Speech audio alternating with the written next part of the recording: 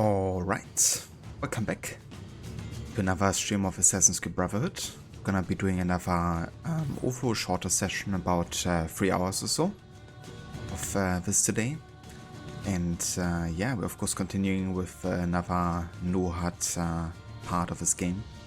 Started it yesterday and got up to the first 2 sequences. But yeah, we just gotten started in Rome, so I would like to focus a bit more on getting started on some of the side activities, like the renovation system, getting introduced to the Brotherhood hideout, and yeah, maybe a few more things. Currently about 10% total sync.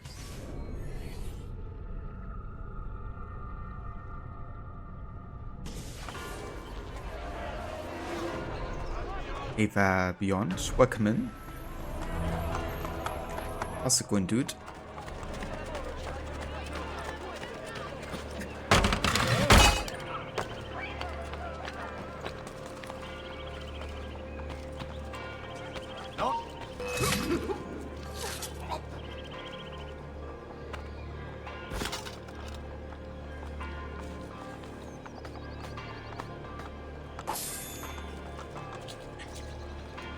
Yeah, I did see a couple of things that Jonathan posted.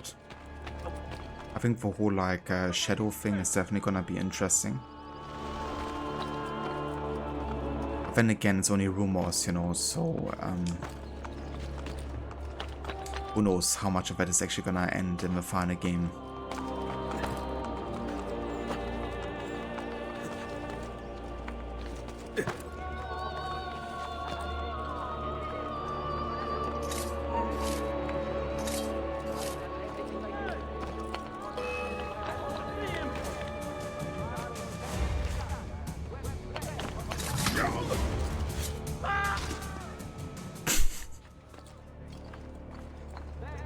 Didn't look like the most graceful landing there.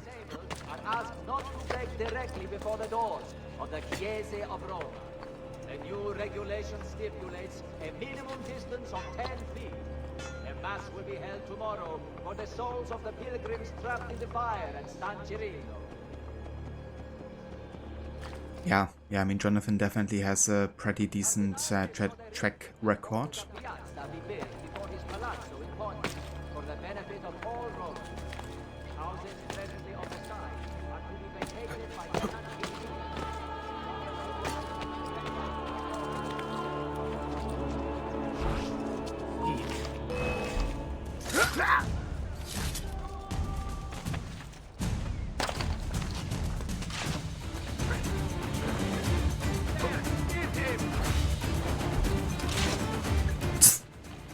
Like how it deflected from a wall. Was it worth dying for, idiot? I see him! Hurry! Let's go! There he is!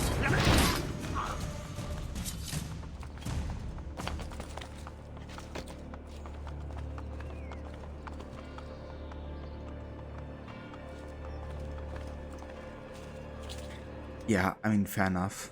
I definitely get that feeling when you can't really get in a mood to play a game that you haven't played for quite a while. That's how I've been feeling about Witcher 3 at the moment.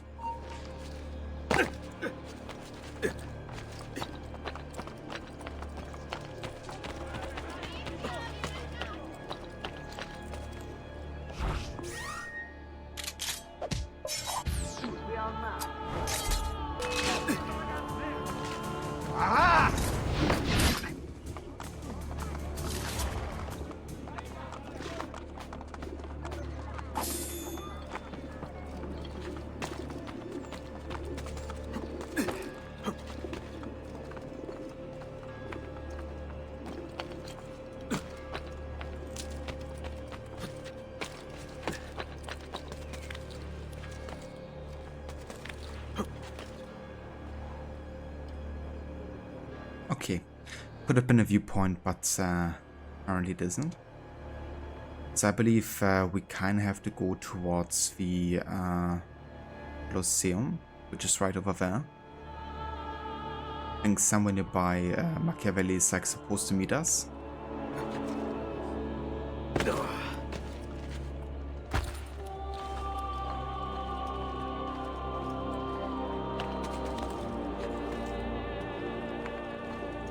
Shadow of Mordor. Yeah, fair enough.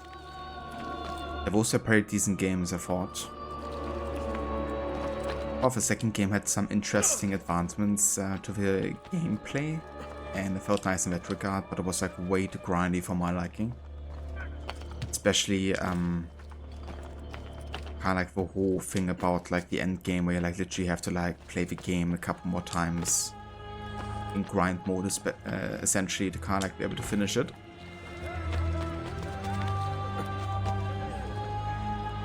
Yeah, so basically to finish Shadow of War completely, you have to kind of like keep on playing the game for 6 more hours or something, just like grinding essentially. It's really stupid. Which is why I never kind of like got to that point. I just played through the main story and then caught it.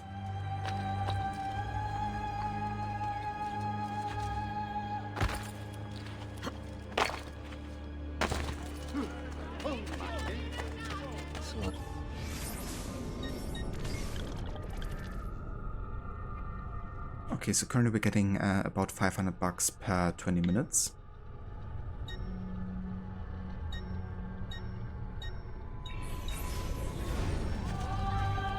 Hey there, Arthur. Welcome in.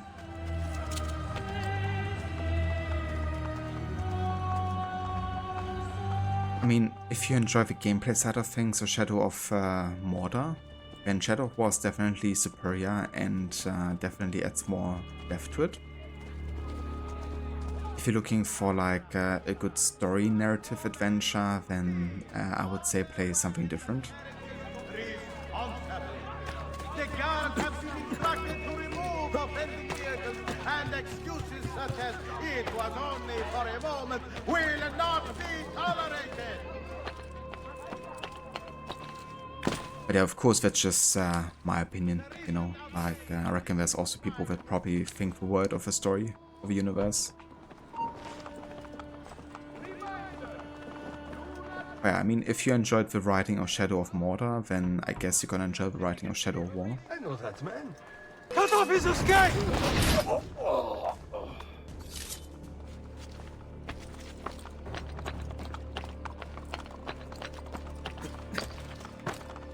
I mean, immersion is alright with the game, I guess. Like, I think they recreated the universe of Lord of the Rings decent. So yeah, I don't know, you might end up enjoying it, I guess.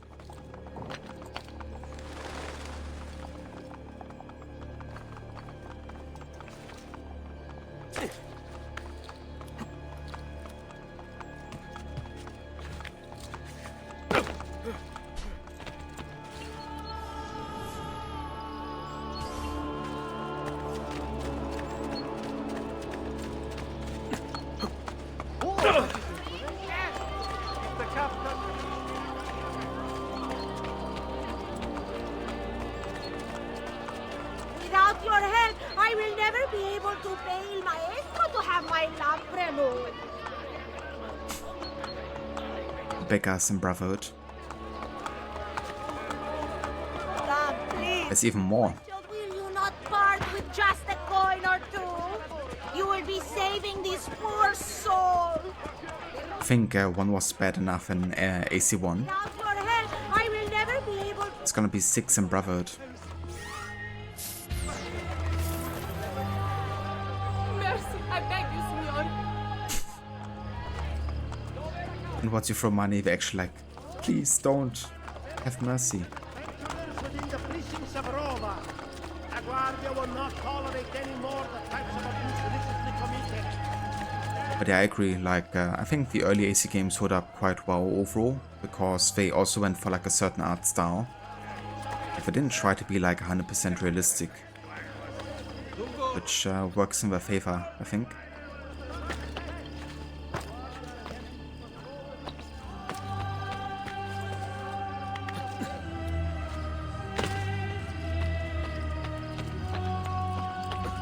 Yeah, I think the color filter definitely adds a lot to the art style, like it also did in AC1 and 2, of course. Oh, there's actually a cluster here. That's certainly adventurous.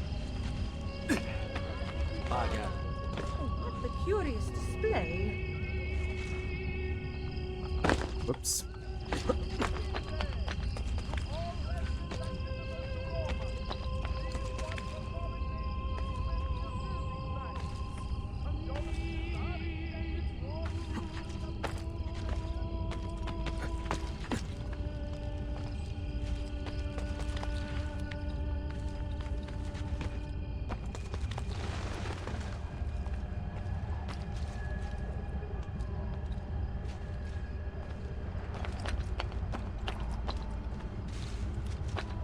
Where was it for?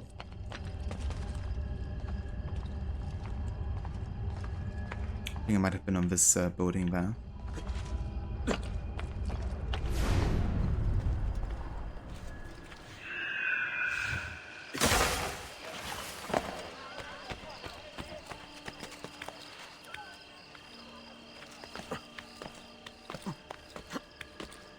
Oh, another feather. There's actually only 10 in this game, so they're definitely worth picking up more if you find them. And you're also gonna get a decent reward for finding all 10 of them.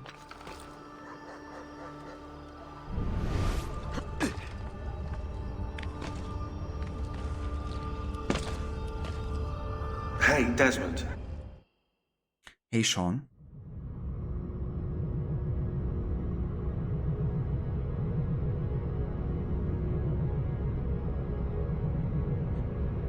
Yeah, Mirage's Ecovision was right, I guess. I thought it was definitely powerful overall. I'd probably put it on par with... I mean, the thing is you can't like actually run and use Ecovision. Honestly, I think that's a good thing. I don't like just like, you know, sprinting around, just using Ecovision. But yeah, main issue I had with Ecovision in Mirage was it didn't really work too well with some of the colors of like highlighted objects, because it kind of puts the game in like more of a black and white state, which made like things that are kind of like more brighter highlighted difficult to spot sometimes, I thought, at least in my experience. It's even worse with the iconic color filter where they try to emulate the AC1 color palette, which is even less saturated, meaning that it also affects like mission markers and stuff. But yeah, as like you know, highlighting guards and stuff, it was really good actually.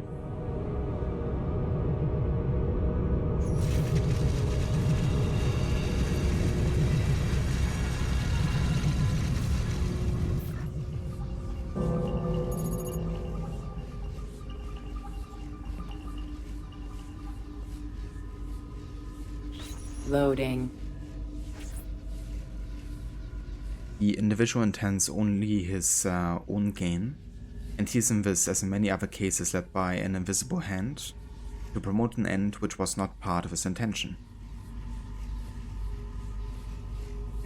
Loading.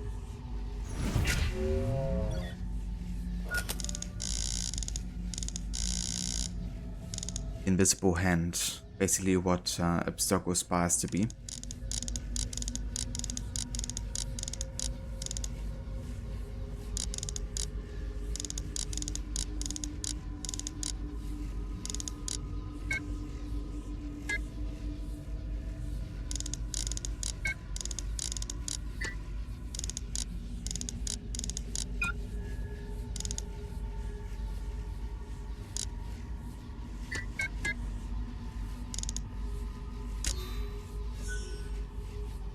By far the greatest part of those goods, which are the objects of desire, are procured by labor, and they may be multiplied in not only one country alone, but in many, almost without any assignable limit, if we are disposed to bestow the labor necessary to obtain them.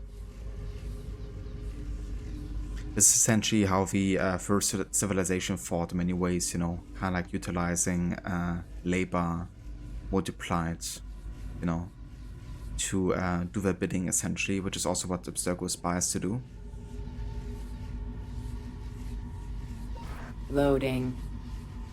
That's the main difference, I think, between the Order of the Ancients and like the Templar and Abstergo. Like Abstergo kind of like tries to kind of like be like the first civilization in the sense of like they want to be the shepherds, the ruling class over humankind. And that's also why the first civilization, Isu, had like a much closer relationship to the Order of the Ancients. Because the Order of the Ancients actually worshipped the first Sith people to a large degree. States of maturity, yeah.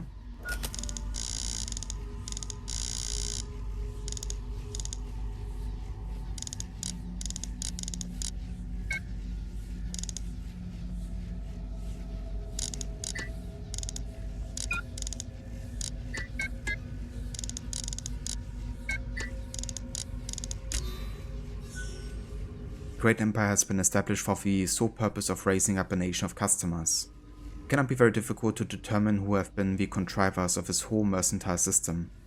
Not the consumers, we may believe, whose interest has been entirely neglected, but the producers, whose interest has been so carefully attended to. Loading.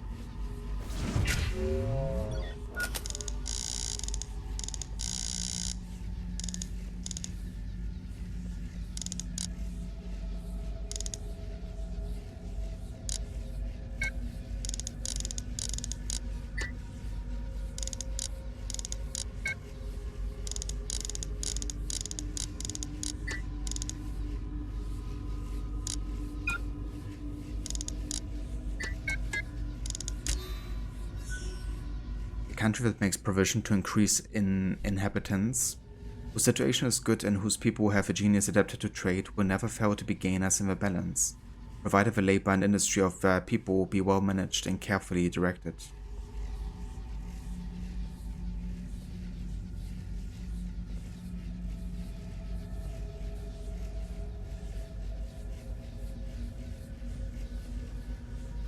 Yeah, fair enough. It definitely makes sense that it had to evolve eventually.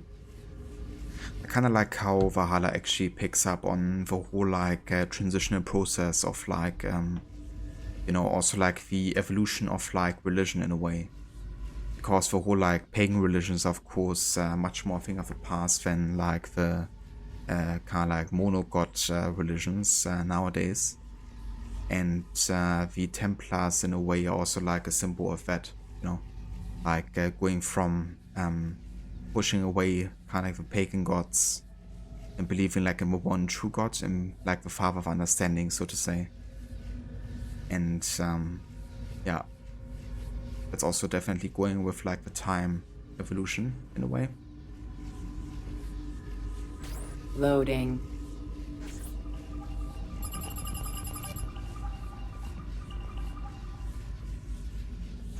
Loading. The workforce increases, brother right beside brother.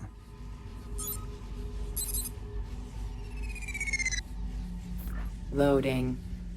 Quarantine zone.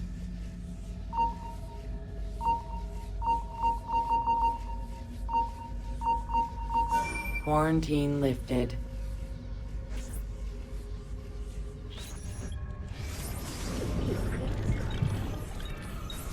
I don't know if you're looking for something from 16, but last time scanning in eagle vision seemed to help.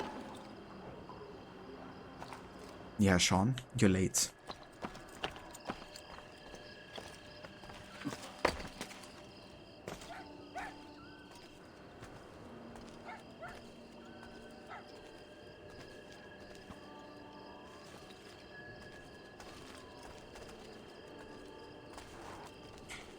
I do like the version of Origins 2, you know, being also like the first iteration of the Order of the Ancients.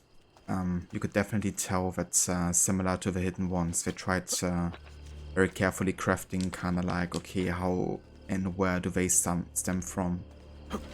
I think it was also interesting that the Order of the Ancients was actually much older than the Hidden Ones. just been not careful enough in my work anymore, which stirred up all the trouble creating the hidden ones essentially, but honestly it's like their own making. If they would have been more careful, then obviously Bark and I would have never been involved in the whole thing. The fact that they've already been aged at that point in a way is I think also interesting.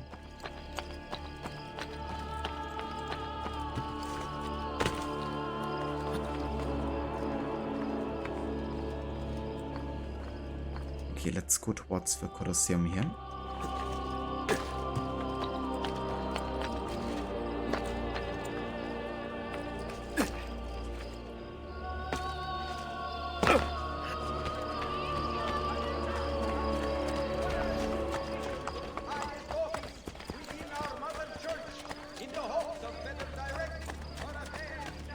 Der kann Corvette fahren.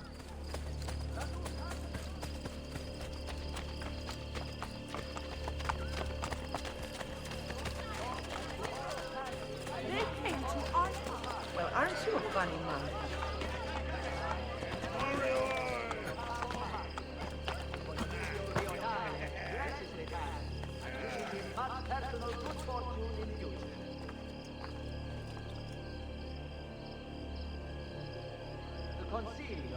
Yeah, that's true as well. As a personal playground, please be careful of laundry lines and their support. There have been many complaints. I mean, that area is kind of like locked off. And I think we're meeting him as someone like high ground, so I think I'm gonna have another look up here. And have a good look around just to see if I might have missed him there.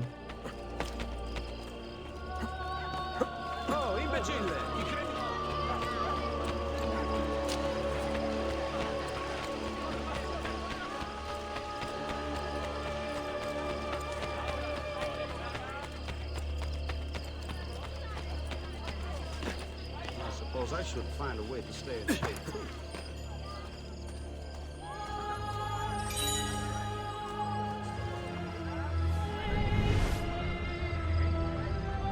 Machiavelli, where are you?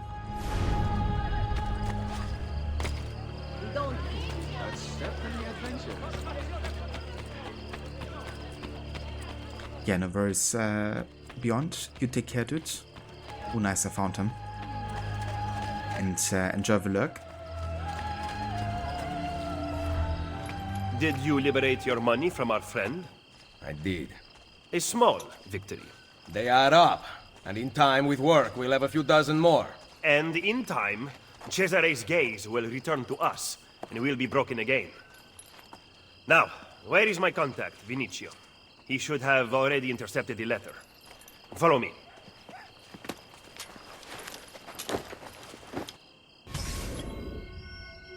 Scott Mail. Rendezvous with Machiavelli's contact and retrieve a letter he carries. Full sync. Catch the Borgia courier in under 1 minute.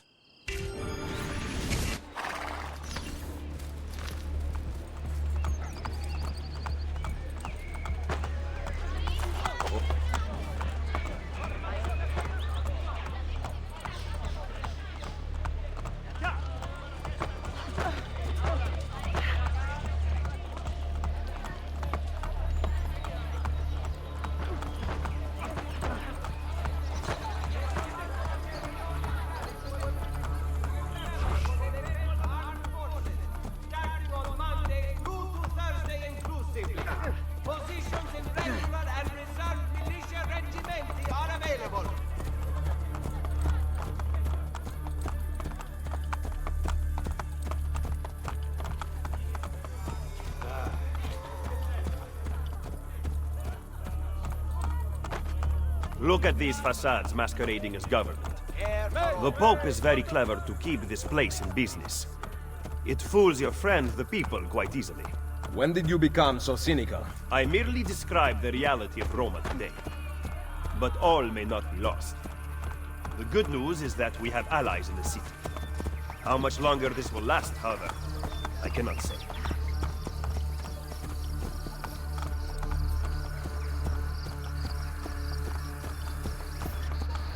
He was attempting to steal official Vatican mail. Perdonatemi, signore. You must be mistaken. Who are you working for, ladro? I am working for no one. Then no one will care what we do to you.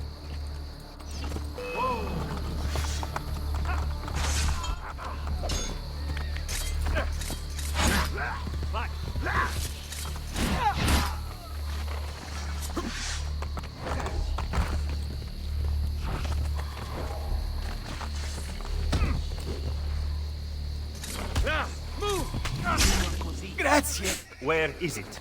The courier still has the letter. Ezio, stop him! Find me at the Terme...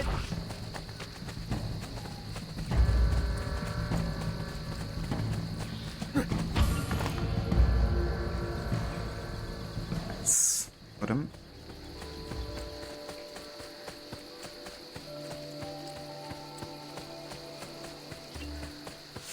Okay, I think somewhere nearby should be the meeting place with Machiavelli. Terme di Traiano.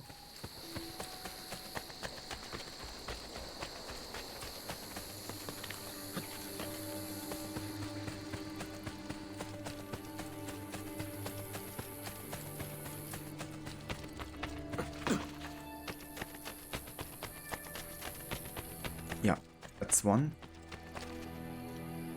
And the game minimize.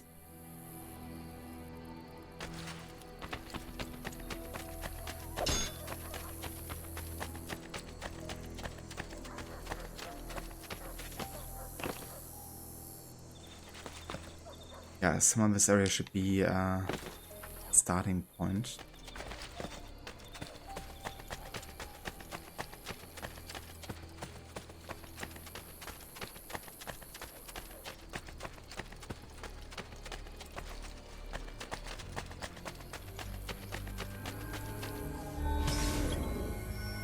CREPI e LUPO. Deliver the letter to Machiavelli near the Terme di Traiano.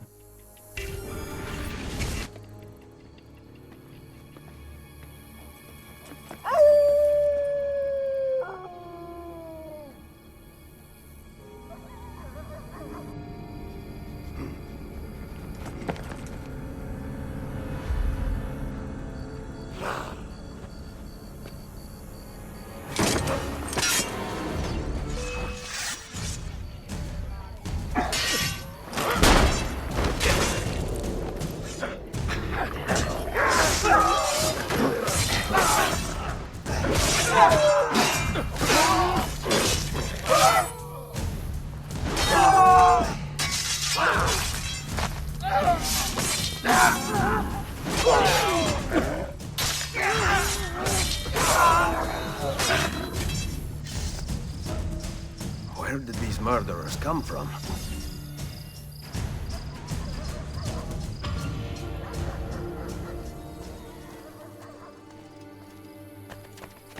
From down there. That introduces the Tombs of Brotherhood. Ava Harbinger, welcome in.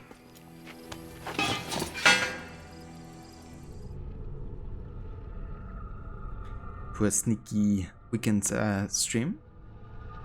I'll be doing a short one today of Brotherhood to do a bit more progress here.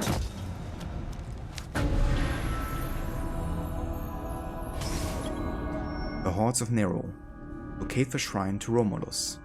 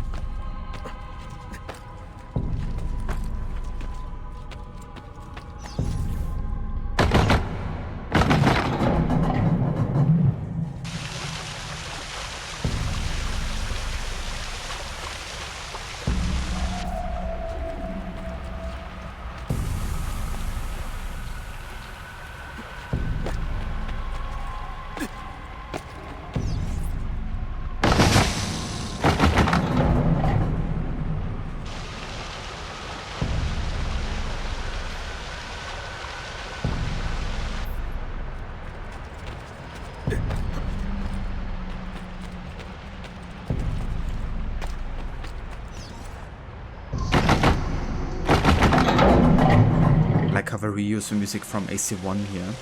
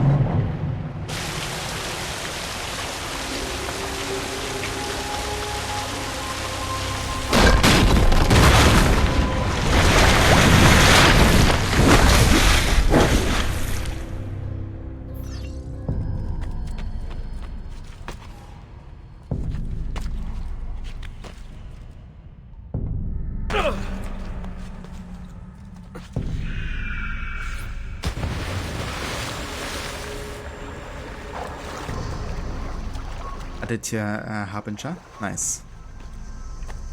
Are you going for like a specific kind of like a boat or something?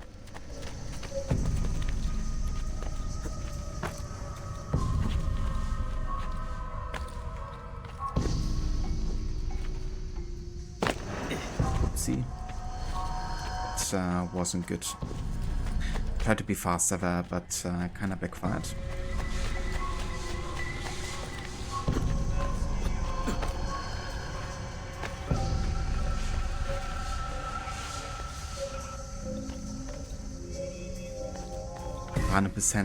Psychosandra playthrough. I mean, that's one I can recommend. At least Psychosandra. 100% maybe not.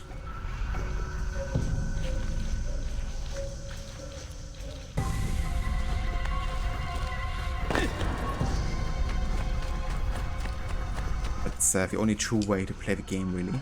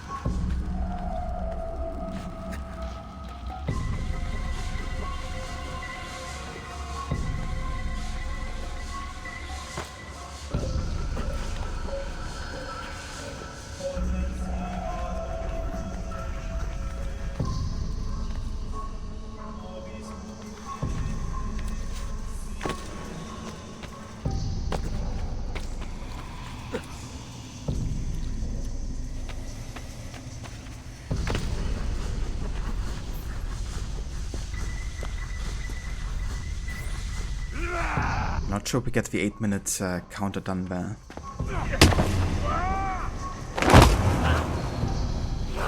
Kinda lost a bit of time on 2 occasions.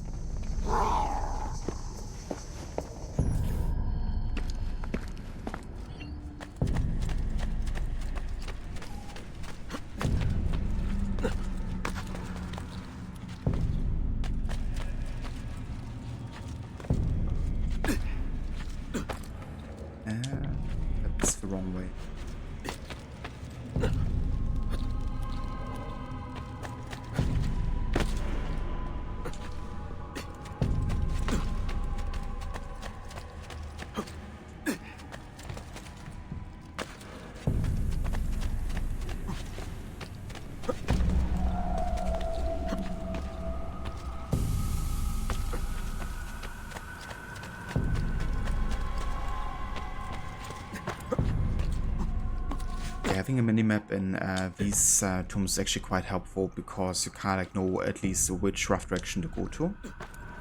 Because it can be a bit like maze-like on occasion.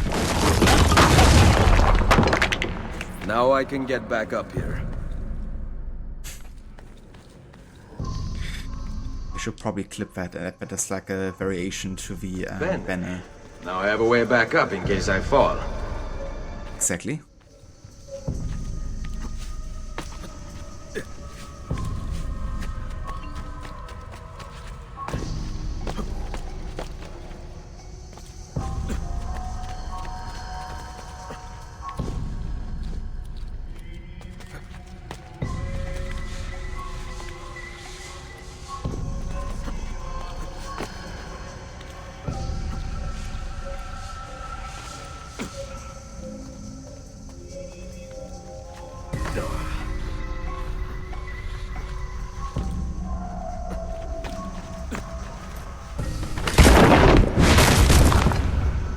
It could help if I fall.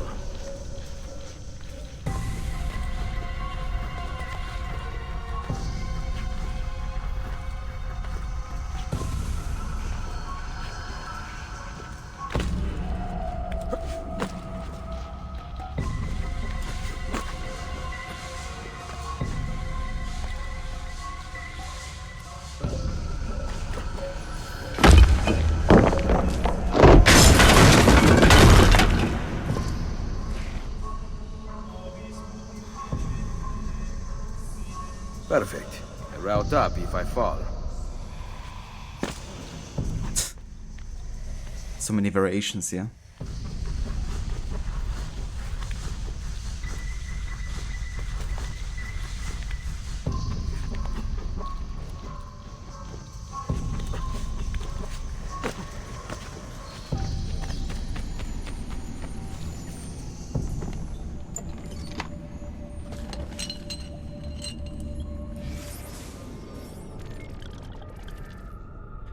School of Romulus 1. I leave my family's armor here, one of the finest sets ever made. May you find it receive strength in battle. Change of handwriting. We have taken it and set it back behind the iron door. 6 keys unlock it, spread amongst our brothers.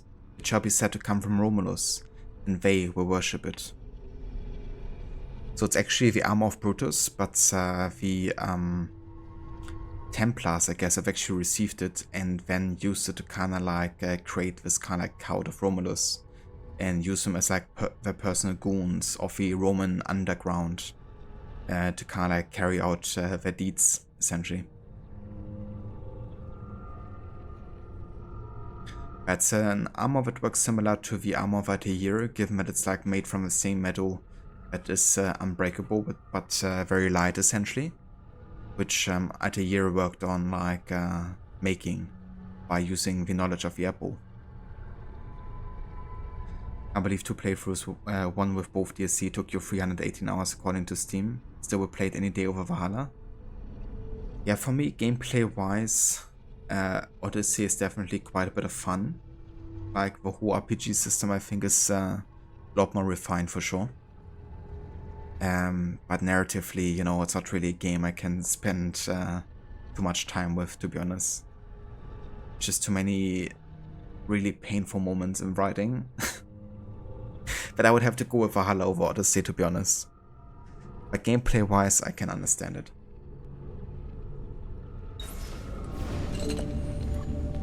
Yeah, that's true. That's why I enjoy the Psycho playthrough so much, because it didn't take it serious in the slightest, and that way I could just focus really on like playing a wacky character and a wacky story. And it worked a lot better for that. But yeah, once you start to take Odyssey seriously, it's like a lost cause, really.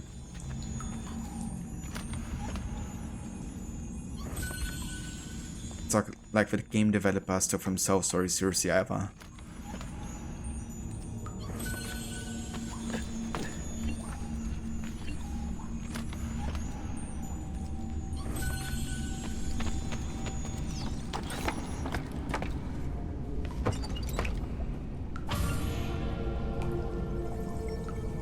Nice. Did it.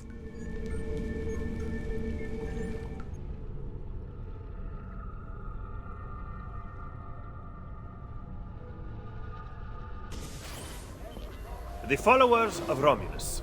This band of false pagans has been terrorizing the city for months and driving the people into the arms of the church. Quite convenient. Exactly. I believe the Borgia are supporting them, but proof remains scarce. That is why the letter is so important. Here it is.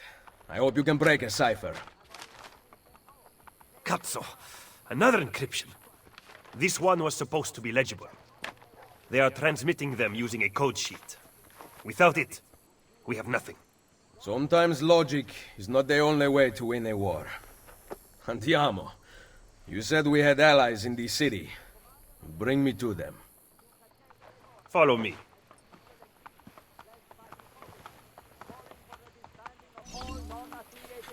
I really gotta say, I really like the way they've written Machiavelli. I like how he's kind of like a character that you don't really know how to kind of like, you know, calculate across the story, you know. If he's gonna be someone that is actually a traitor or not. Does he have his own intentions?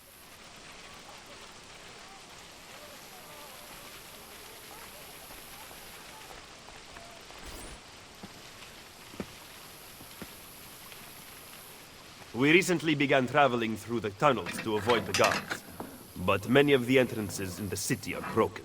By using them, we can get to our destination rapidly without encountering resistance.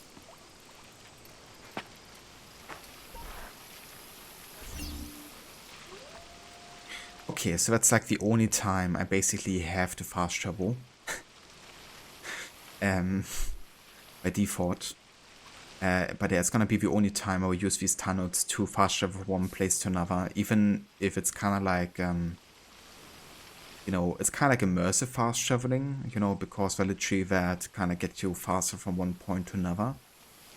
But obviously they're kind of like there to replace fast travel completely, so I won't be using except for this one time.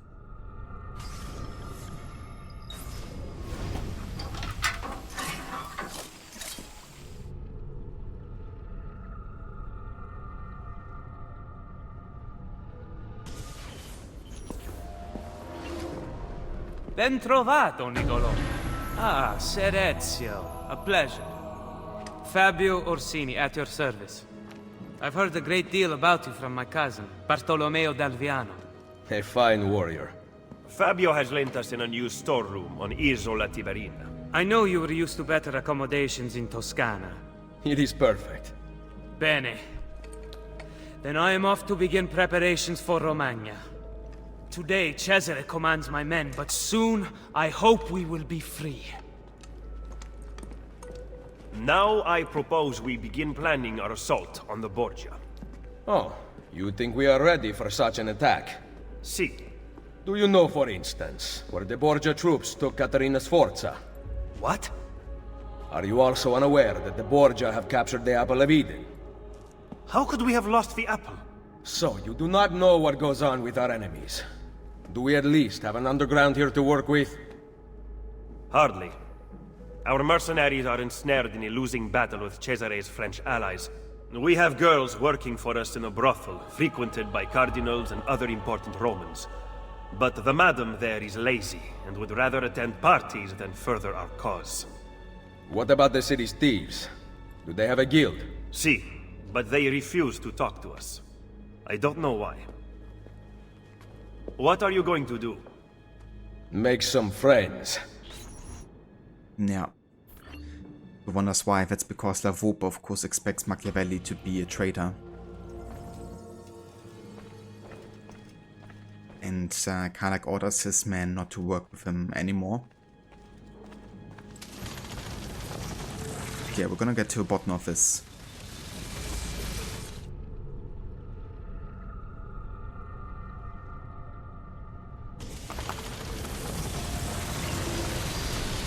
Sequence 3. The Fighter, the Lover, and the Thief. So the introduction to all the major kind of like underworld, underground kind of like guilds. Mercenaries, the thieves, and the artisans. The Swiss models I had proposed were significantly more. Sounds like a good day harbinger. They must be squeezing. So what's on your favorite sandwich? I do love me a good sandwich. Also love to overload my sandwiches with like too many ingredients.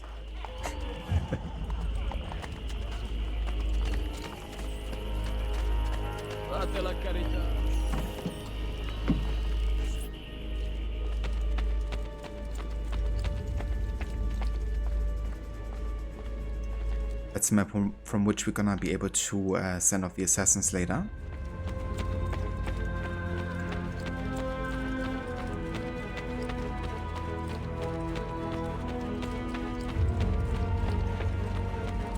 This is where I can deliver the feathers. Until we have 10. Currently we only have 2 so far. And this is kind of like the ceremonial room where everyone gets like initiated into the Brotherhood. Definitely gonna make good use of that later in the playthrough. Once we get our first like master assassins. Turkey, Adam cheese, lettuce and mustard. The bread is oseed. That sounds nice.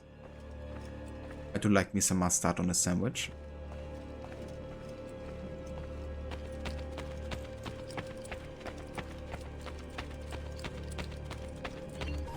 Una moneta.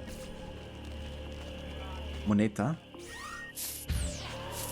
Now that's more like My lucky day. Ducats too. My lucky day. My lucky day. Okay, so there should be a bank here that I wanna kinda like renovate.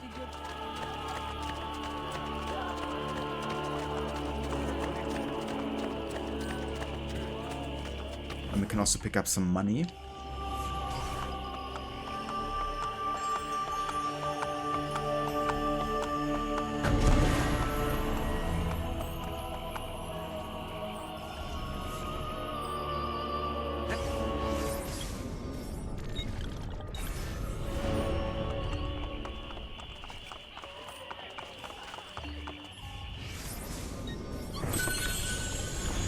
Okay, that should give us enough to also upgrade the blacksmith here.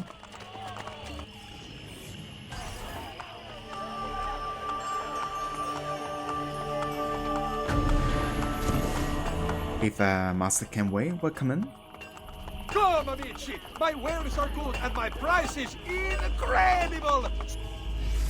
Incredible. We don't have enough here to buy this one yet. So another time then.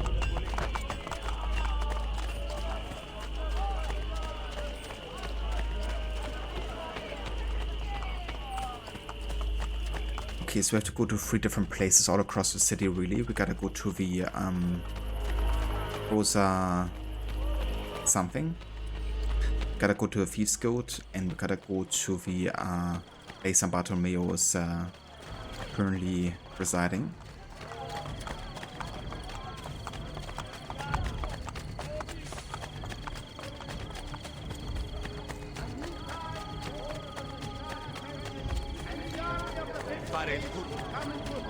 First day of the month. Oh, neglecting their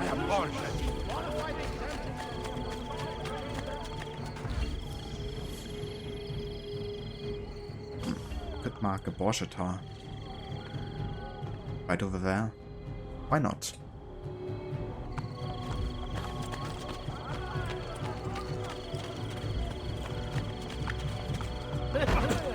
Oops. drinking the good stuff.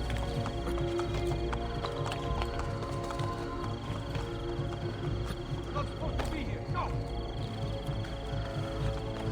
Get down.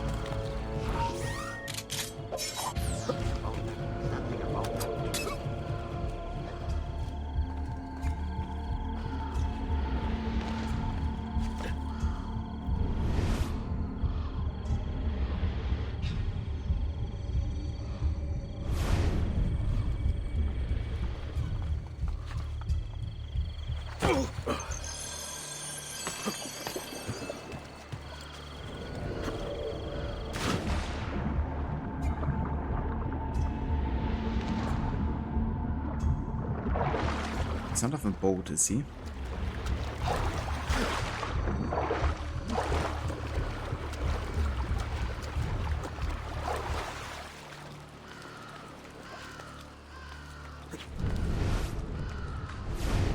Yeah, he's not.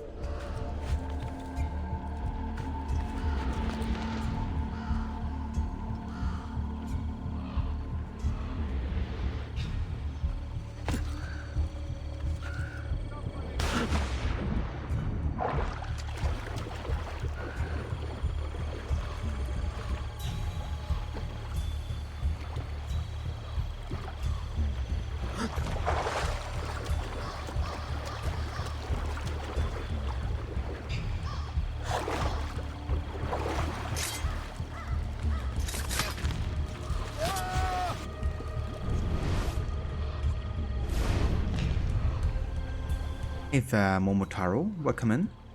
I'm playing the best game ever. Yeah, I really like Brotherhood 2. Like the Etsu games in general are just amazing.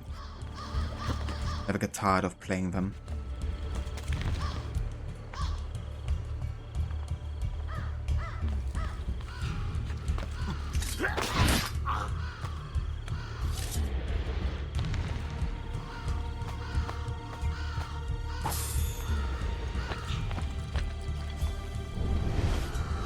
There he is.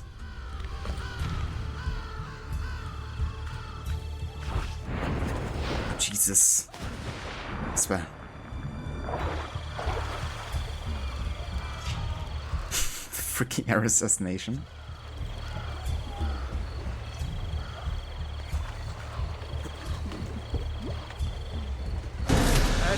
I give up. I want you are not so powerful. I am done with it.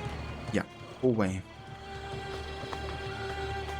I wanna do a ledge assassination there because it means losing the money that he carries on him, and the captains usually have quite a bit, which is like a nice head start early on in the game.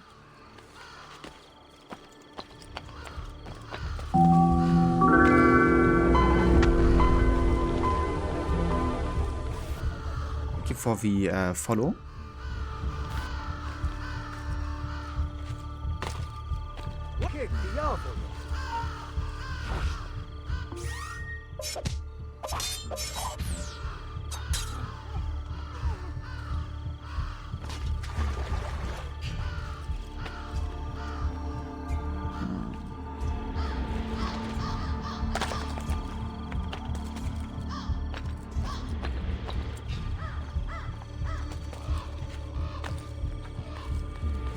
Okay, how to get up here then?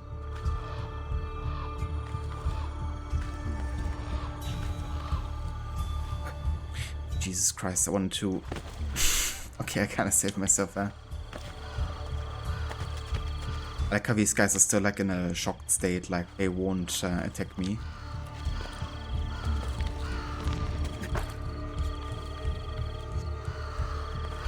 Yeah, this would be easier with the climb leap glove.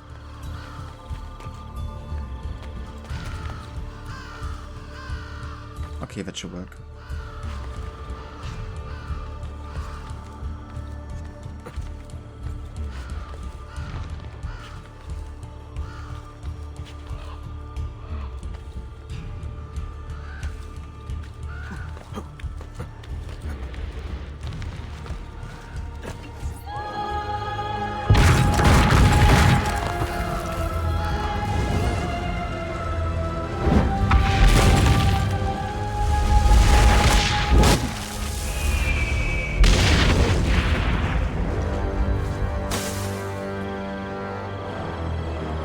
I mean, that's the thing, right? Like, just destroying the tower will still synchronize the viewpoint. So you don't actually have to synchronize before destroying the tower. You can just combine the two essentially.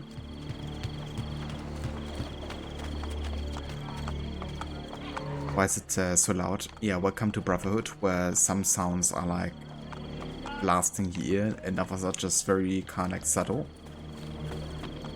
You could say it has quite a range.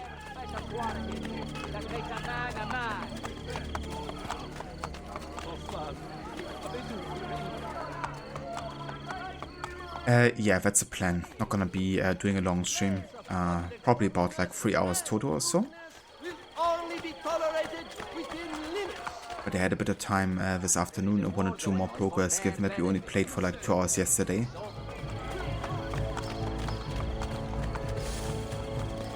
Kinda get started with some of the renovations and yeah, the side activities.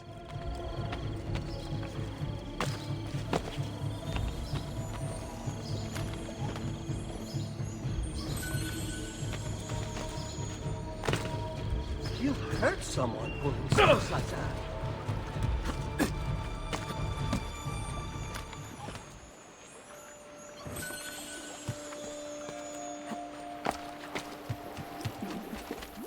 Okay, I'm gonna make my way here to the Thieves Guild.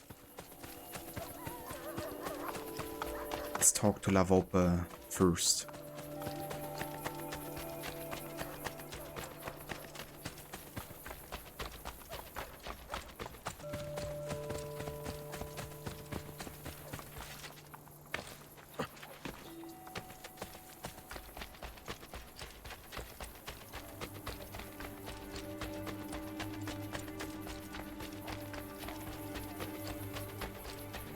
Qualche soldo.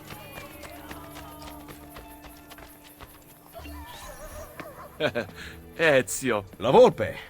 I'm surprised to see you. And why have you appeared at my door? Wait, I know the answer. You always do. You want to put my spies to work? Then join me. In aiding Machiavelli? No, thank you. That man is a traitor to our order.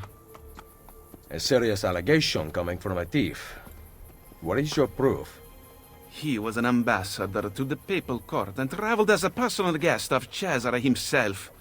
I also know he abandoned you right before the villa attack. Machiavelli may not please all tastes, but he is an assassin, not a traitor. I am not convinced. He is meeting someone in the Trastevere right now. Care to accompany me? I will follow.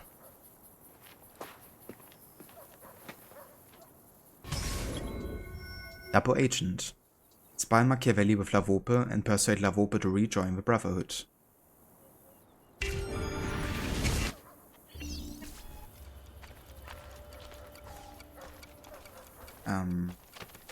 Meet La Volpe at the market. Which market for? That's the question. It's like, meet him at the market, yeah. I mean, it's Rome, there's surely more than one market.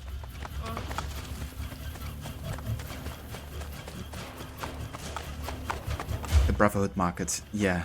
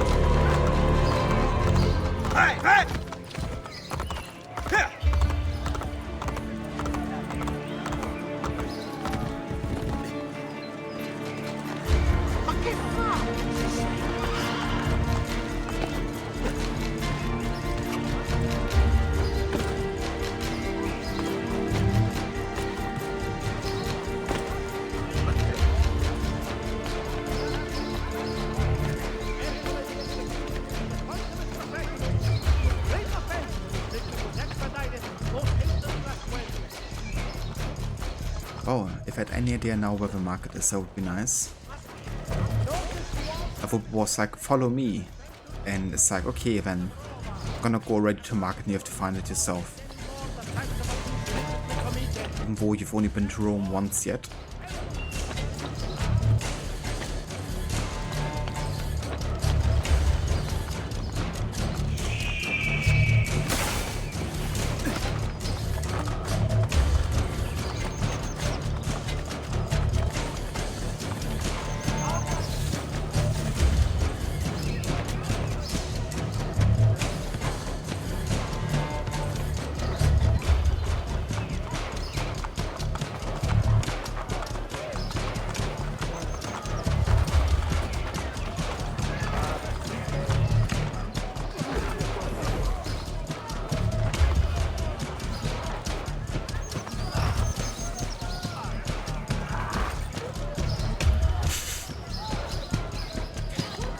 Flawless AI. Okay, that's not the market. That's where the one of the assassination takes place later.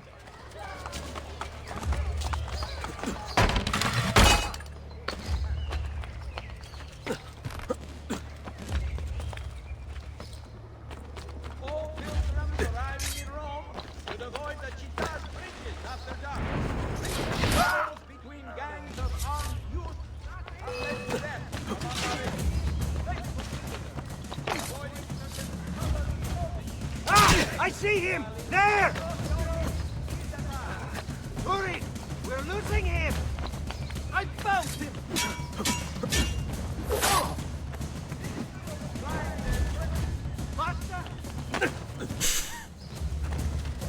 A jumbo. Perfect escape.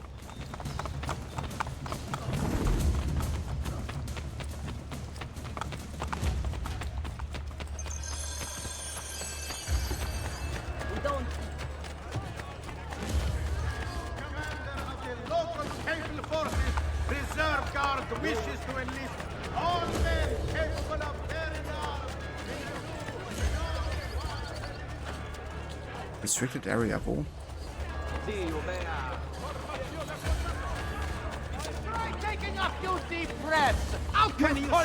This kinda looks like a market. San Andrea della Valle.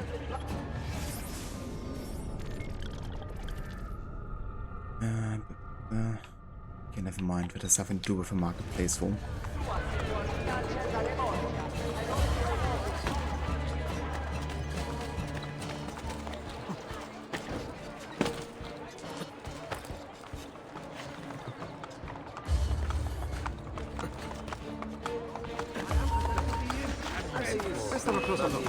Okay, I couldn't be here apparently. I don't care, bro.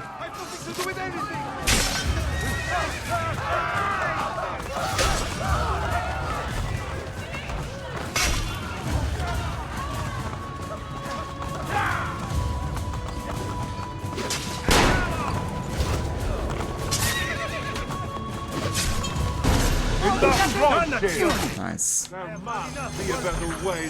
Was the captain of another Borgia tower, actually. Apparently. Already collecting so many Borgia towers currently. It's actually quite nice.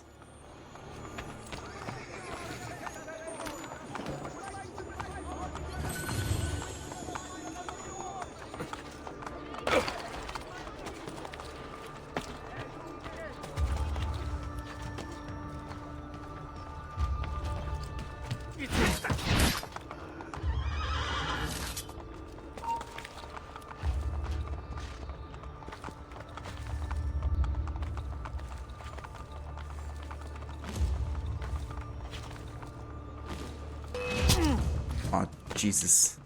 Of course, had to shoot me that moment, didn't you? I see him! Come! Leave me alone! I swear! I have nothing to do with anything!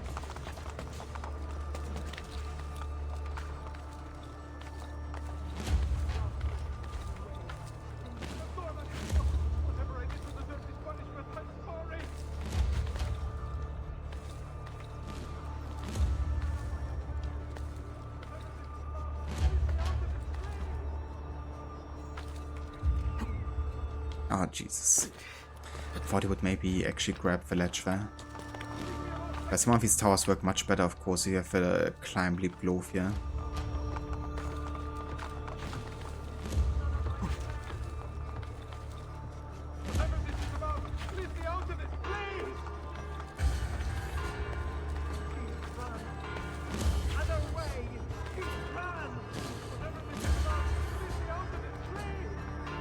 Okay.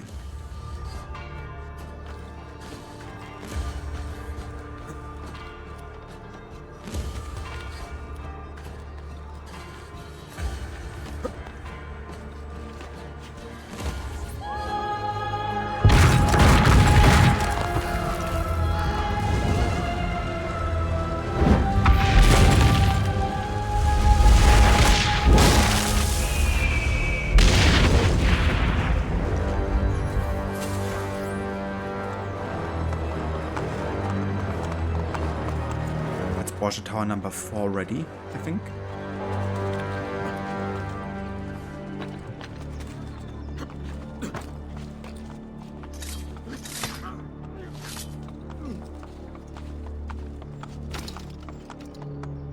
Yeah, where is the market? I have no idea. I just saw that we get like a database pop up that tells us where it is.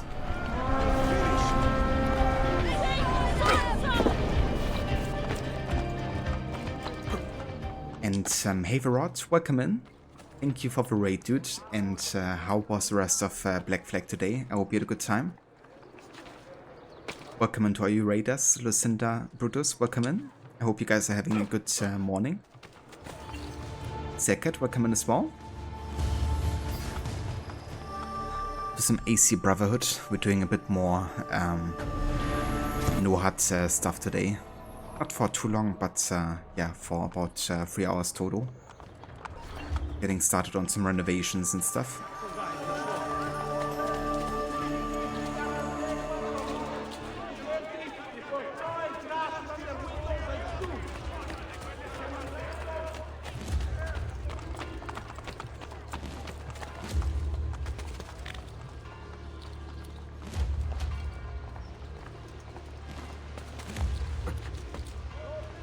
I got you, Rod.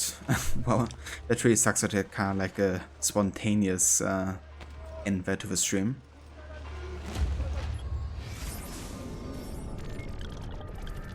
But I'm glad that you made, you know, good progress with WoW and that you did a good time, kind of like showcasing more of the, you know, stuff in Black Flag. But yeah, Brotherhood is going quite well. We finished with Sequence 2 and made a start on 3 now. So kind of like getting accustomed and introduced again to all the kind of like guilds of Rome. We're currently trying to find LUPO at the market to kind of expand Machiavelli, but yeah, we haven't really gotten any indication of where we have to go except for find the market. So yeah, I'm currently like going for Rome, trying to find some sort of like market, apparently. But yeah, it's been going good otherwise. It was good to kind of like finish with Sequence 2. Get the introduction to the tombs and the Romulus followers and stuff.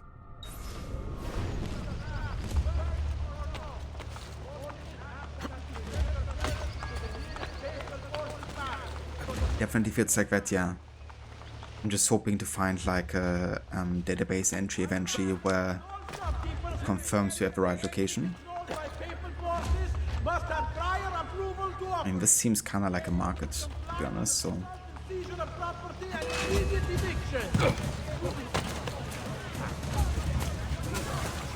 A sua signoria, il Duca Valentino, loves the people.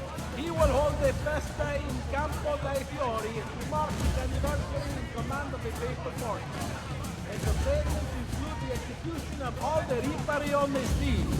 As the people all love the Duca, he expects a large turnout.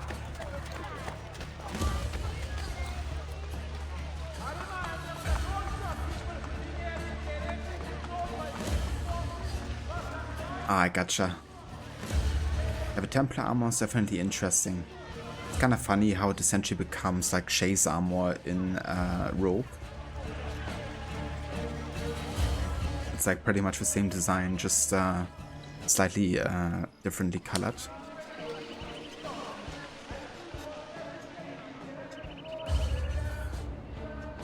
Yeah, fair enough. It's not really an armor I can bring myself to wearing like overly long. If it's kind of like weird having Edward wear like a Templar armor.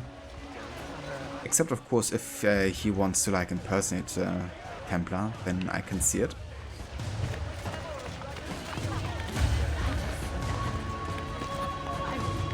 that would be like a good social stealth armor maybe.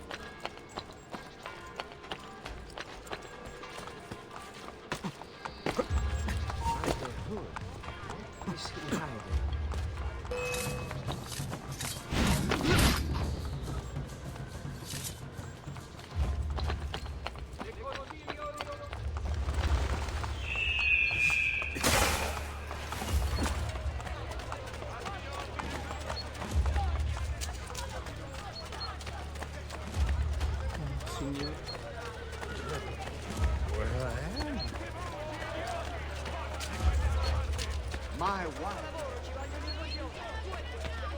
Signore.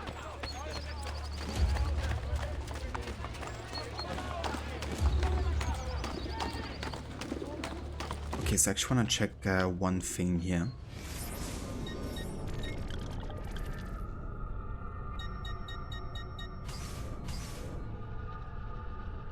Ah yeah, so we have now a total playtime of 2 hours, as Ezio at least, even though of course we streamed and played for longer.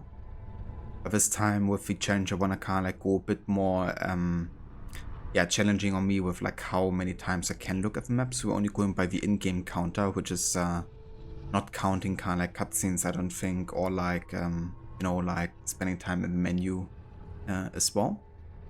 But given we reached 2 hours, we can add another one to the counter, which brings us to 2 times we can look at the map now.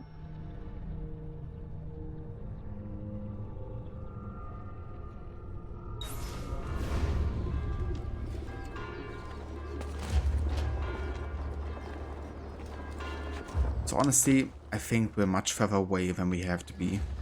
Given that the objective is also to go back to a Thieves Guild eventually, it's probably much closer to kind of like there. I think I might have kind of like just like gonna backtrack to a Thieves Guild again and see if there's anything on the way there.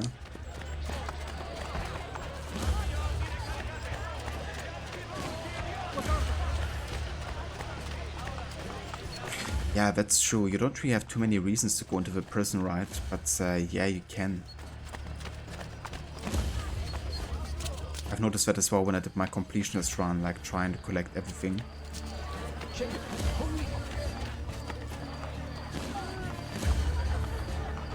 So basically the changes to the map looks is now that I won't let the map looks stack across multiple games.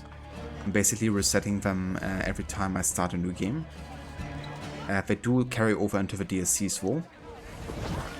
And basically I'm only going by in-game time now, rather than going by stream time. So I will only look at the in-game time counter and use those as like an indicator for how much time I actually played like actively. That way I don't have too many stacking up, and if it's like more of a challenge, you know, or more of a commitment to actually use one or not. Since I kind of like did a bit of like I went back to the streams and had to look how many I might have actually missed every hour, and I was missing quite a few, so I would have had otherwise like 35 right now if I had allowed them to stack across multiple games and went with how many exactly I should have gotten at that point. So that didn't seem like very balanced anymore between like the whole reason of me like trying to avoid looking at the map. So yeah, it's gonna be much more limiting now.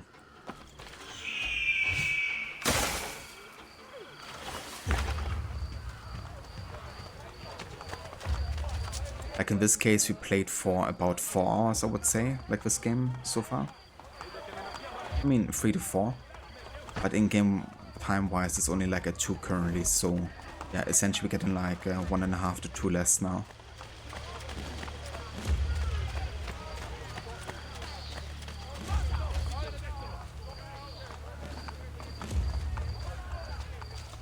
Yeah, I think so too. You know, it's gonna make it more difficult overall, and definitely feel more accurate according to the extra time I spent playing and like trying to search for stuff.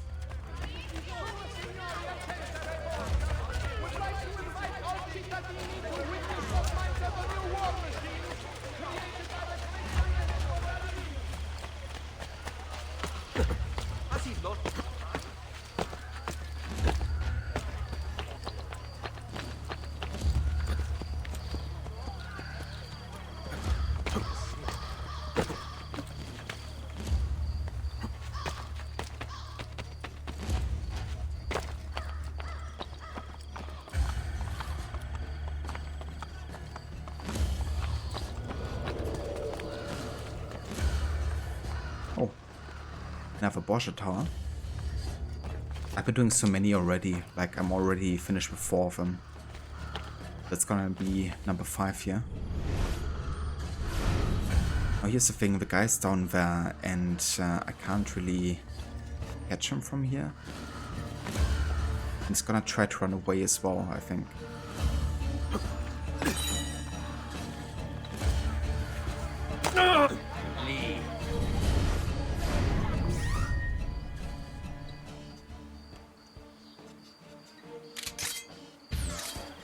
Hey, you! Hold Okay, got him.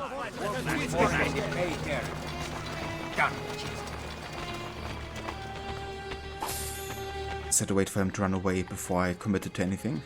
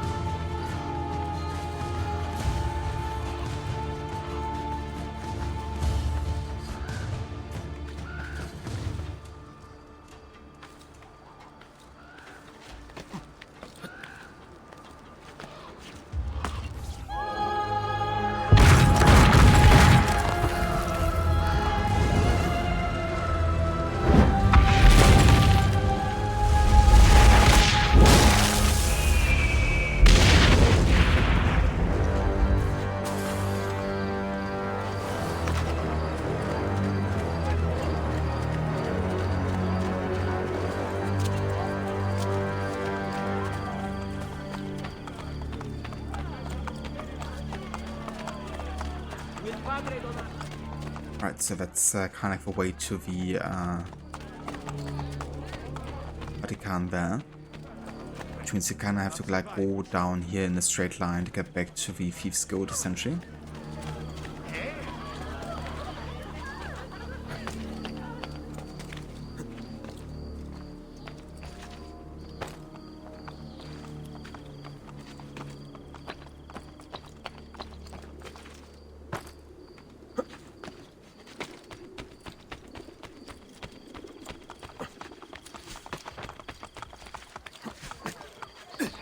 I'm not allowed up here.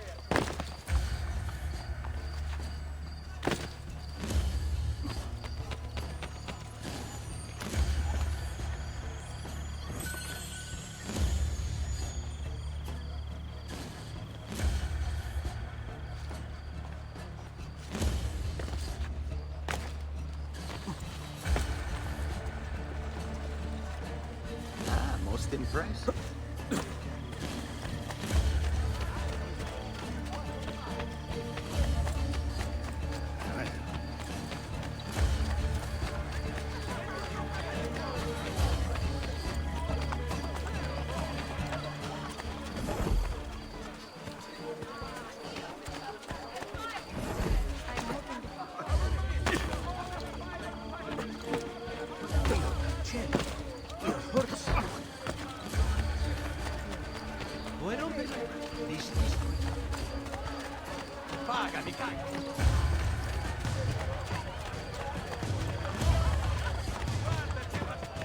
Yeah, this mission is just really one where I kind of like have to look at the map, you know. Also like a by chance encounter, I guess.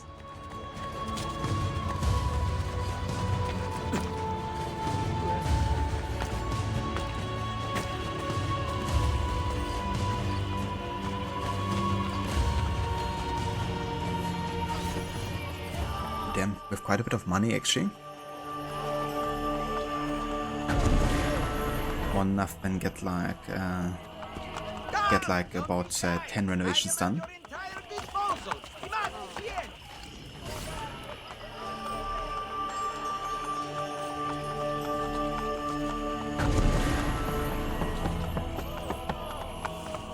I have some of the latest works to come from Perugino's workshop.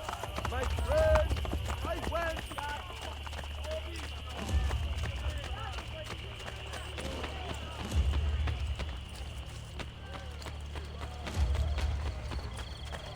Avete qualche moneta?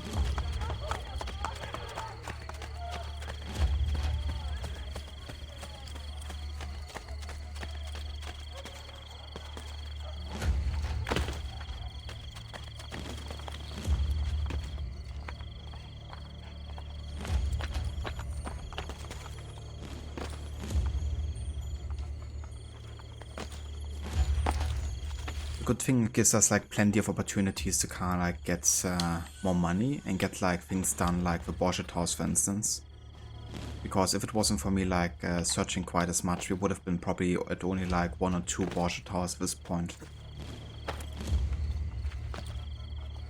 Getting some chests early isn't bad either. Kind of like snowball the economy a bit more.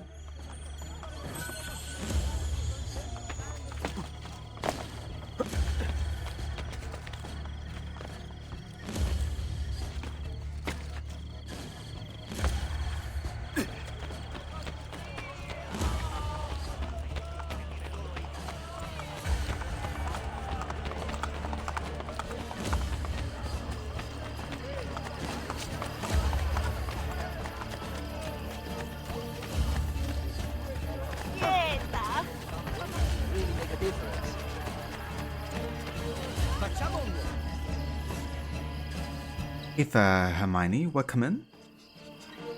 Mir geht's sehr gut, danke. Wie geht's dir heute? Didn't know you actually speak German. Okay, I think this tower is actually currently out of range for us. Should be behind like a enemy's wall.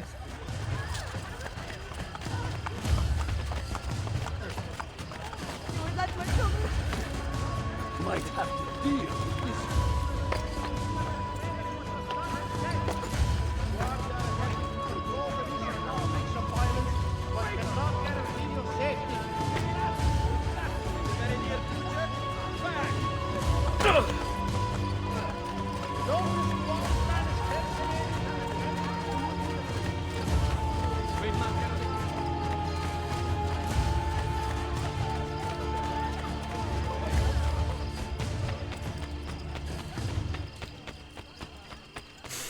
I mean, that's definitely quite good, you know.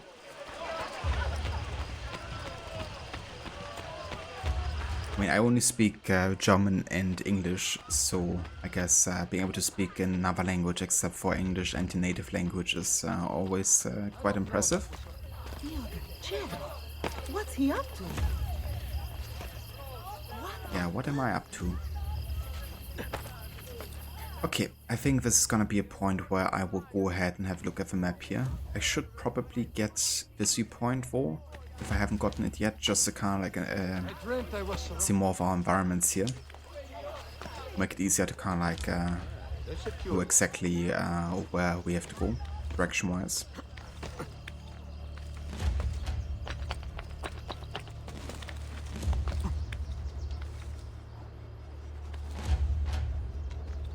Might have to deal with this one. Ezio reads displayed. Ready displayed. Guards prints at Ezio. Ezio squints back at guards. Guard pulls out a pack of cards. Wanna play cards? Ideal. It's like, wanna play Gwent? Not silently. Man, I've been so in the mood to play Witcher 3 again recently, especially since I really want to do it with a no HUD challenge. But yeah, still gotta work on Cyberpunk first and whatever comes afterwards.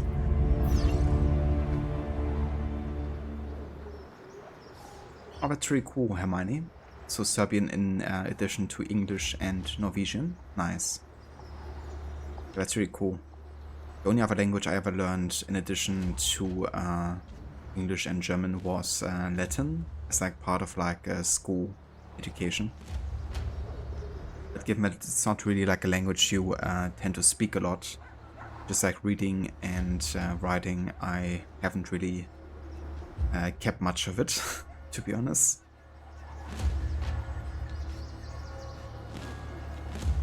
Hey there, I'm the best. Welcome in. Good morning. Right, Lucina, Jinx. Yeah, I'm intrigued to play Witcher 3 without the HUD because, of course, the game is massive, you know, and I wouldn't say it's probably the easiest to navigate.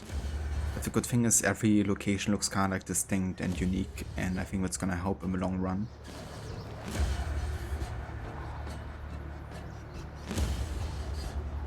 Yeah, that's true, like Witcher 3 is always such a time commitment because you're just gonna end up doing side stuff. I mean, let's be real. Who's going to play Witcher 3 and only does the main story? Even as a New Game Plus run.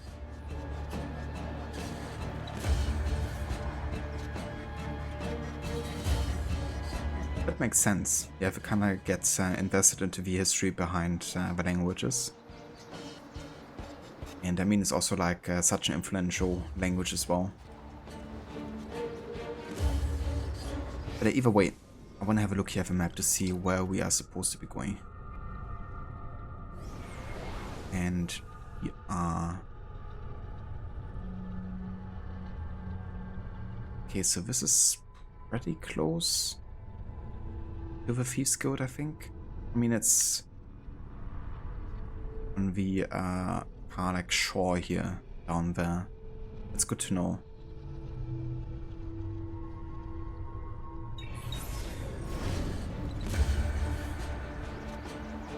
We have to go basically all the way over here.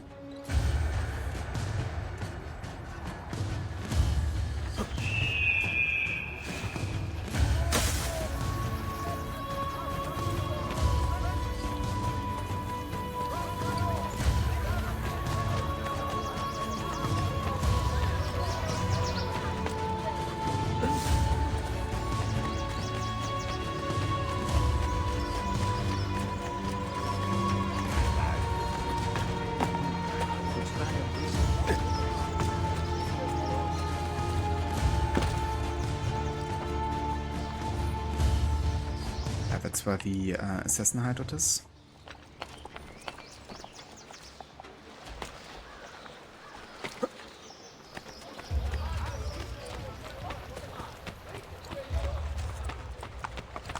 It's a way to a Thieves Guild, so should be somewhere in this area here actually. So much closer than I thought initially. I was like looking all across Rome essentially here.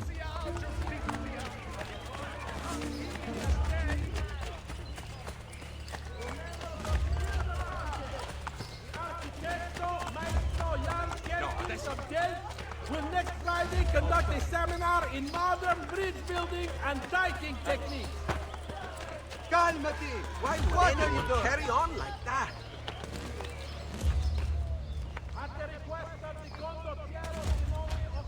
But yeah, still gotta find the starting point, wo?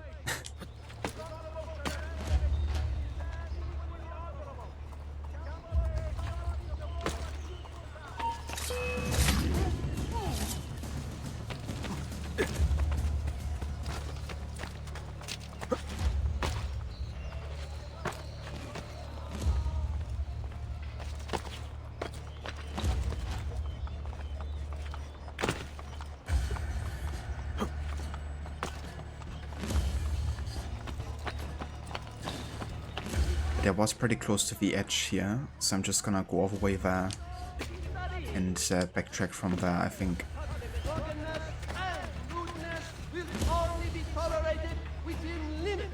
upon this day.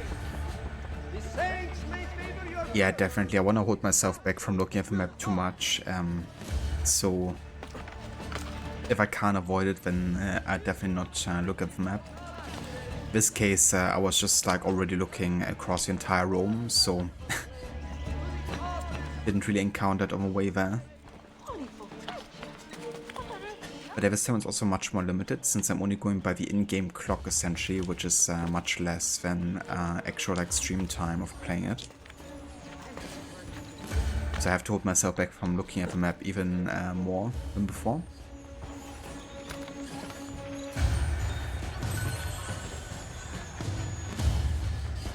Thank you for the lurk, Rod. Ah, nice, I found the checkpoint start there. Would be cool to eventually be able to do a full no-map run. It definitely would be. But with the Ezio games, I don't really see it unless I like kind of like study, you know, the memories before. Because if I of course look up like on a guide before I play the game, where's what starting point, I can like kind of track it. But other than that, I feel like it's super difficult in these games to do it without fully looking at the map, given that so many checkpoints are super specific.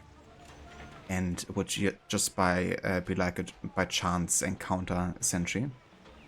But I feel like other AC games would work better. I feel like, for example, the like games like Black Flag would work fully without looking at the map once. I think like Unity and Syndicate too, because they give you like a mission marker automatically in game. Like if Brotherhood had that, then it would definitely be a lot easier played without looking at the map. But there are some games just work better without the HUD than others, and in my experience the Ezio games are the worst of a bunch in that regard.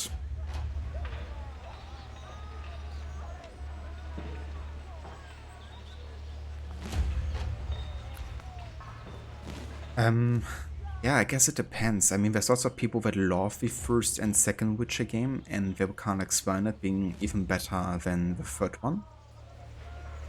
Personally, I think the third one is the best, like to me. I think it's also a decent starter point. It's where I started.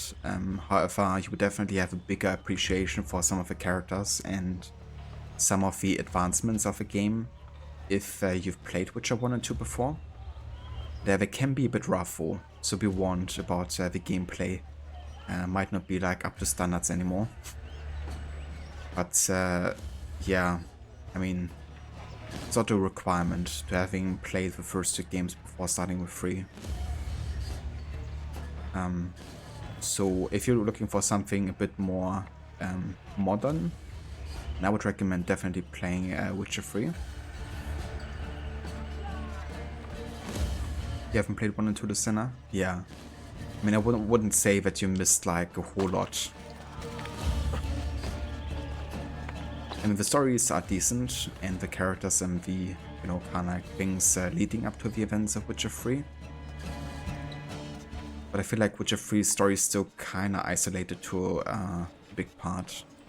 That a lot of the choices that carry over don't matter that much.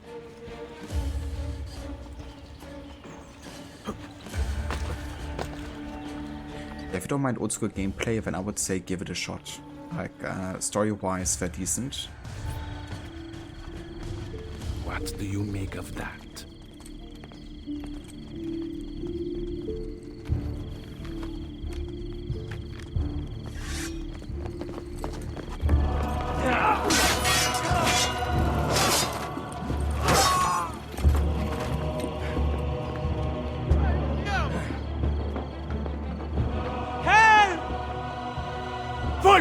My son Claudio has been injured! They are going to shoot him. I will kill these. Go! Get the others! Stop that man! Get it! Come on! Trust you!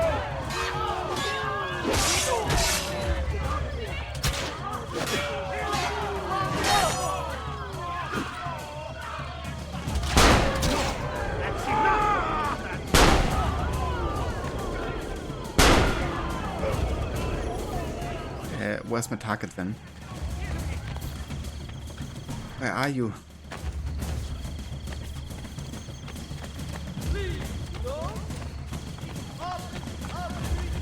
go. Like no idea what the fuck. Guard! Guard!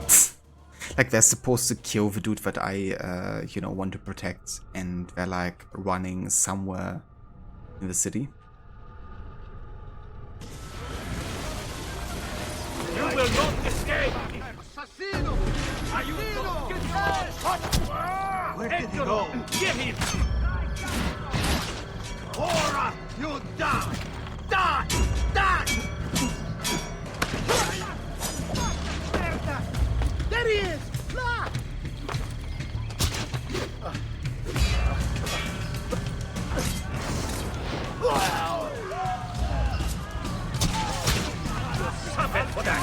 Das ist die Frage, Krimi.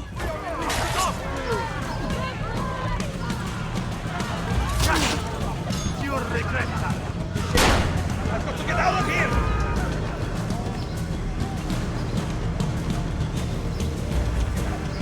I'm like close to the guy that I have to protect. I killed all of the archers or crossbow guys near me, and I have no idea who my target is supposed to be here.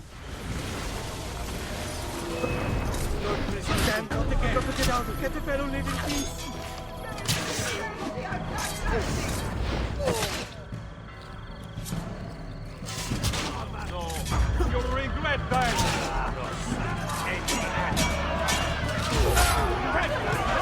I think it's LUPO just going off, isn't he? He's running away or something. I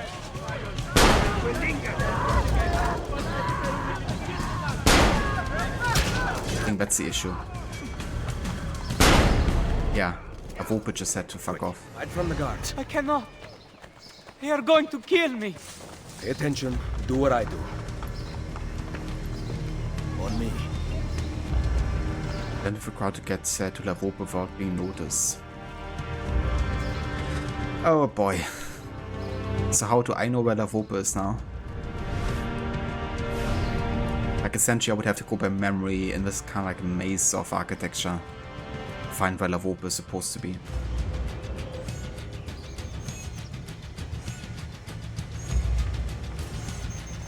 Fantastic. I think I know roughly to go to a gate at least. But like in Witcher 3 there are some people you meet and you can tell that you're just kind of supposed to know them. Definitely. Yeah, there's like lots of Easter eggs and like references to characters you met in the early games.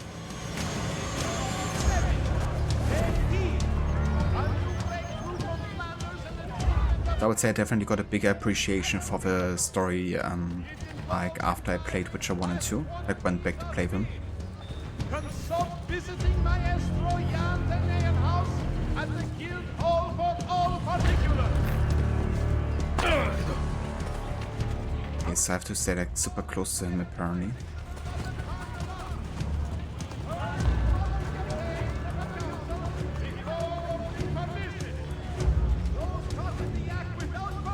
Nice games with both characters because of how important they are. When you meet them and you're like, hi, I'm Garrett and you are? We know only your childhood friends you've known for 40 years, right?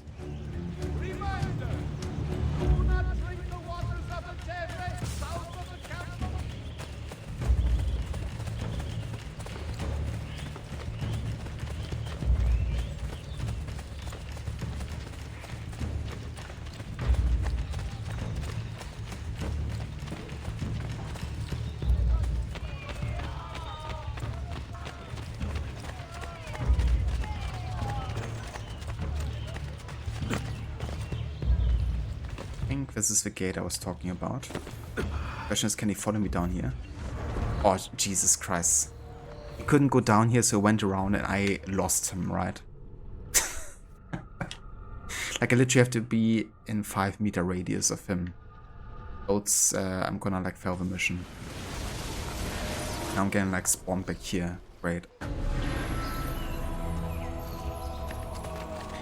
Freaking fantastic.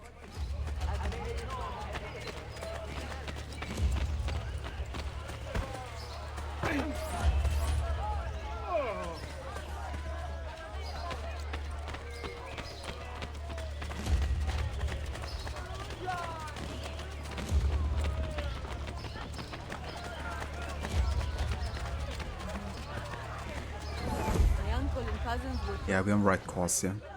I can go with these guys. Next place.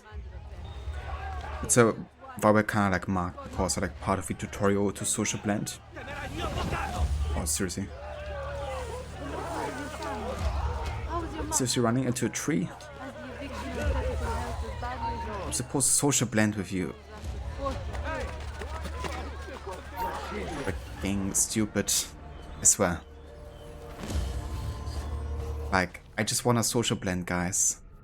Not for you to run into a tree.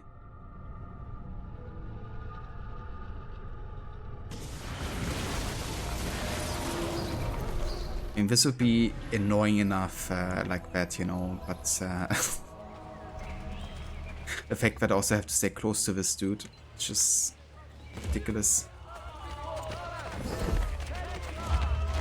Like, if it's like 20 meters, I'm like, okay, yeah, I'm probably too far away, but come on. 5 meters should be alright.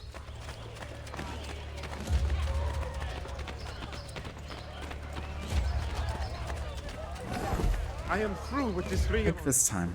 There was nothing left for me here. I saw another corpse in the strata today. Not violence this time. Starvation.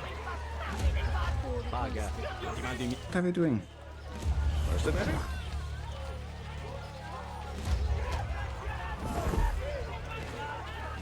Okay, still somehow made it past them, but yeah. I have no idea why they just don't want to work.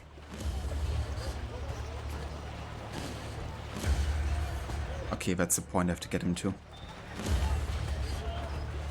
Qui. Claudio! Molte grazie, messere. Keep out of sight for a while. Desi? The guards are looking for you. I see they have posters up. Then rip them down. You can pay the heralds a few florins to silence them. Or I can eliminate witnesses. You know how to disappear.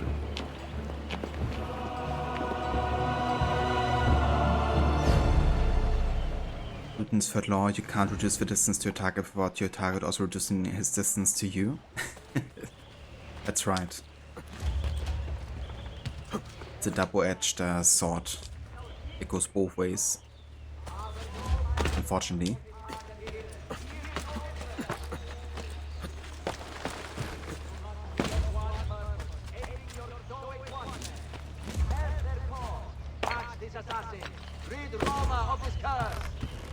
Okay, I can bribe this guy here.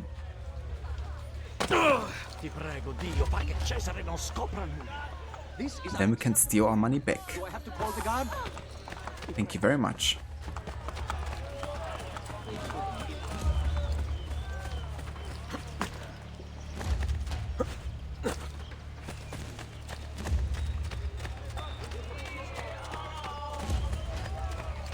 Okay, there's another wanted poster up there. Has he lost his mind? That's kind of like a trick you can do in these games, at least the Ezio games, to like bribe the herald and then loot your money back. Pretty handy for the start of a game when you don't want to lose too much money. That being said, looting them will award you with a bit of notoriety again, like just ever so slightly, which means it's kind of like a bit of a, like you're gonna pay with like a bit of notoriety being left, I guess. Oh boy. Good thing I don't have to go for all the optional objectives, because that's the first one I failed so far.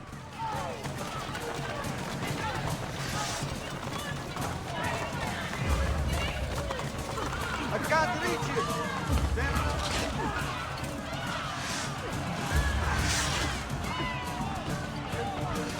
Can't put your eyes out first! Stop your arm! I can't see him anymore! I'm weak! Don't kill me! Oh, Porsche career. Perfect. Now we can go back to the Feast Guild.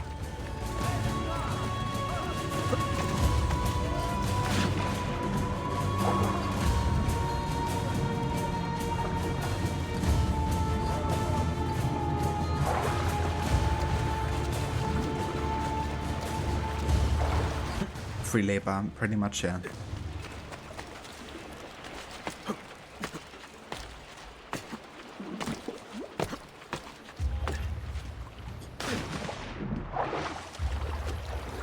Hey, absolution. Yeah, whoops. It was so annoying rebuilding Constantinople and getting notoriety every time you'd renovate. You visited so many heralds, ripped so many posters. Yeah, the thing is you get notoriety for that, and the heralds only award you with 25% less notoriety, whereas in AC2 and Brotherhood they gave you minus 50. So they also like nerf the heralds essentially. Like, even though it costs less to, you know, like, bribe them, I'd rather pay them more and have, like, less notoriety in general. I think that was definitely annoying in Revelations 2, the fact that you raise so much notoriety just by trying to renovate. Wasn't a fan really of that.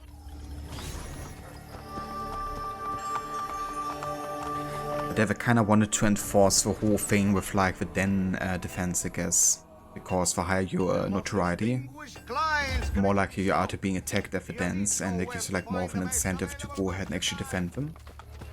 But yeah, I wasn't really into the den defense in the first place, so that wasn't really something I was like hugely invested in.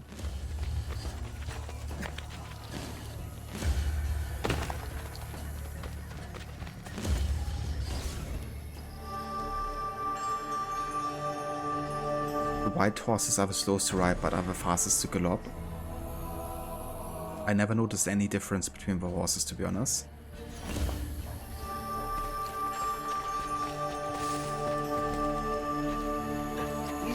Milano has nothing on me. I have the sharpest claws of all. Yeah, right.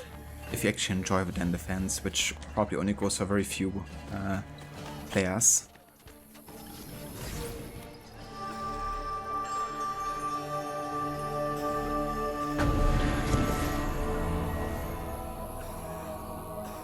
All who need aid are welcome here.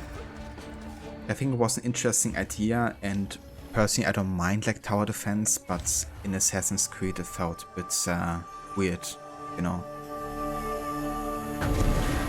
Since that's not really the way that assassins would like fight or defend, you know. Not the cracked wood, very tender and Like creating a war zone inside the city, like casually, like.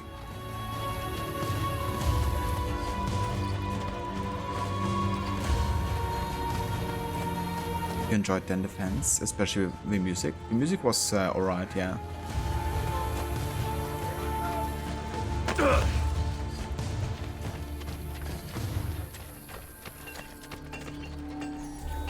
What a night this has been.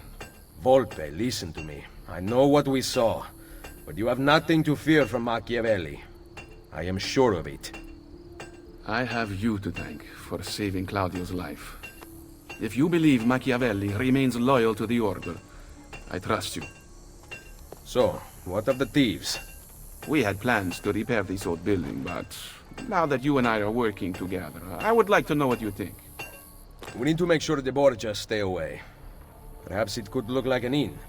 Yes. I like that idea. Then I will make it so. Oh yeah. I like how Eds is already embracing his like mentor position, even though he is not even a mentor. But you know, it's kind of like unifying the assassins, you know, by like getting rid of any doubts about Machiavelli being a traitor and getting La Volpe back to stay with the assassins. And also giving the whole input and the idea on like making this an inn, you know. So he's definitely taking lots of initiative. They don't know what they're doing.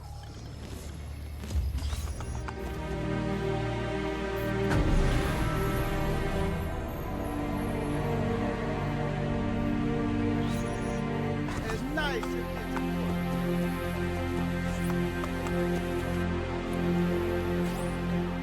Welcome, Ezio, to La Volpe Addormentata. The inn looks perfect. No one will ever suspect its real purpose. The guild will be run from here. Visit me whenever you like. There might be objectives to pursue that will help our cause in the city. I see you thieves compete against each other. You can participate if you wish. Perhaps you will show them a thing or two. Ah, yes, I forgot. We also have gambling. It is a great source of income, especially since we ensure that the Borgia guards always lose. One last thing. I need your spies to find the apple. It has been taken from me. We are searching the city for it already. Molto bene. Come to Isola Tiberina with your findings. I shall. I like how LUPO already knew about it, you know, and he never even talked about it or like blamed Ezio for it.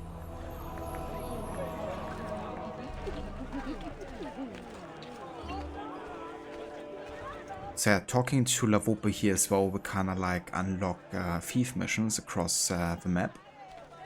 And some of them are also like very interesting, maybe even like races and stuff, so definitely stuff that I could be doing with out for HUD, I think. So yeah, this is something I want to trigger as well. A lot of weight on the shoulders. Will I be playing the Da Vinci DLC? I will, yeah. I'm gonna be playing pretty much all the DLC. The only ones I'm not playing will be the Tyranny of King Washington. And for Odyssey and Valhalla, it depends how much time I have once I get to those games. But they are planned for now, at least. That's right, Bastard. Yeah. So Mario took the apple from Ezio when they escaped the Vatican in Rome. And Mario held it since then, and to kind of give Ezio time to decide what to do with it. And when the attack happened, you know, of course, Mario was killed, and the apple they took, essentially. Knew about the apple and didn't mention it. Sounds as sus as he says Machiavelli is. That's true. I mean, he's not definitely revealing all of his intentions either. I kind of like that about LUPO, how you never really know how much he actually knows. It's probably always more than you anticipate. Ezio! You have need of my assistance. The thieves in Roma are young, skilled but young, prone to rivalries. Another gang? The Centocchi, Cesare Borgia's bootlickers. They cause us significant trouble. Where can I find them? My thieves will show you.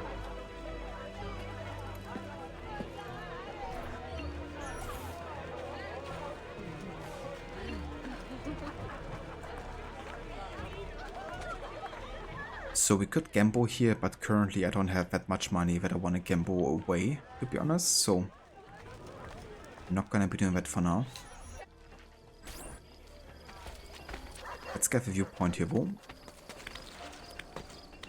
Which you can only get if you actually renovated this building, otherwise, of course, there's like no actual tower-like structure here.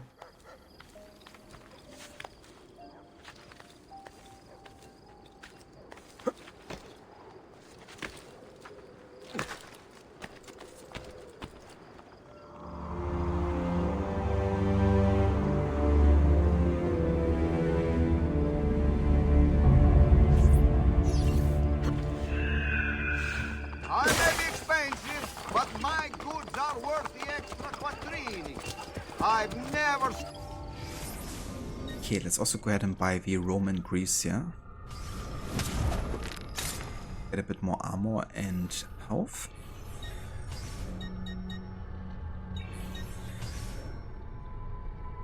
Let's also get the knife as like a short weapon, since we don't... Oh, never mind, we have a stiletto, so we already have a small weapon.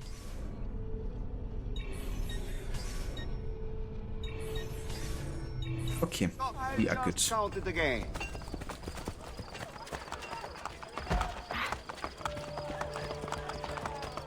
Alright, so next we have the courtesans and the mercenaries. I think I'm gonna go to the courtesans first because they're actually closer to us.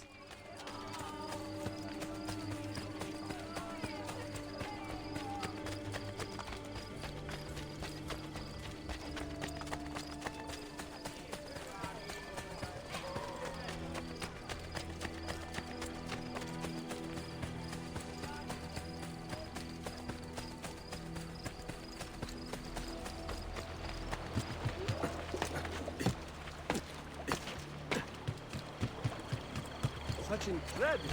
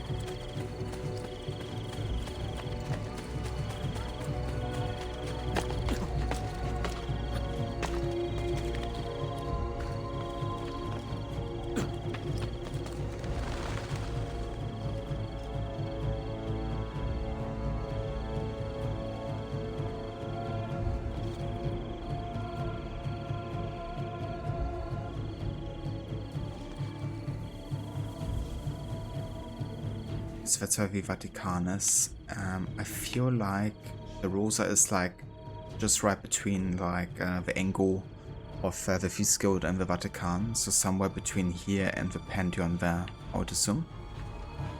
It's a very large open place, so shouldn't be too tricky to find actually.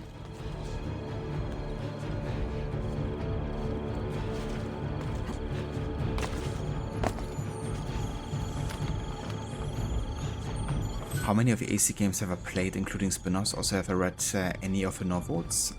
So game-wise, I played almost all of them, I guess. I mean, I didn't play the mobile games. And I didn't play the Nintendo DS games either. But I played all of the main games, all of the side games. Games like Bloodlines and Liberation.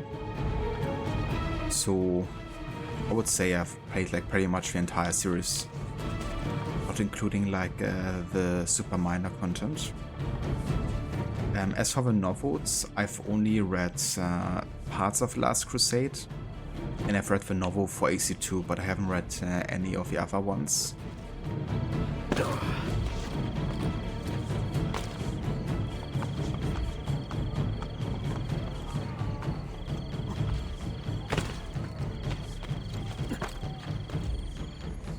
These are prosthetic. Yeah, they must be.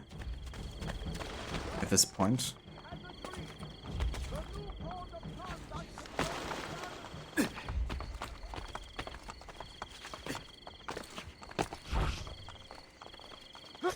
You do realize the assassin will gut you in the very beginning. The Orsini family will hold festive games this Saturday in the plain before San Paolo fuori le mura. Richer prizes for all games champions promised. 4,000 gold scudi to the most valente cavaliere, as well as the favorite Donna Lucia Orsini. The Sienese banker Agostino... Okay, should be somewhere in this area, I think.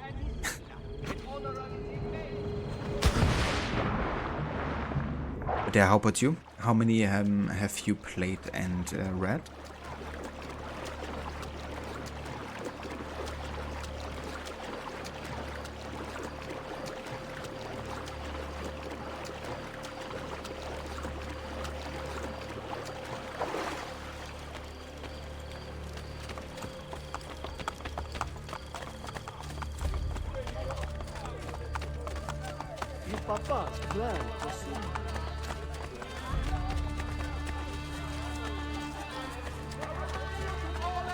I like that depending on the music that plays, you can actually distinguish where you are.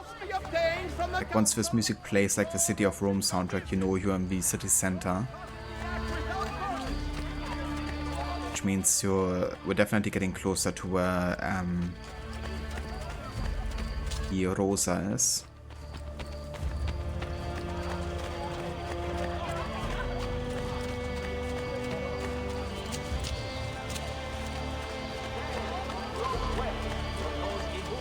Pay attention, what the devil? Not to take directly before the doors of the Chiese of Rome. The new regulations differ from its lethargy. We should partially fight what is.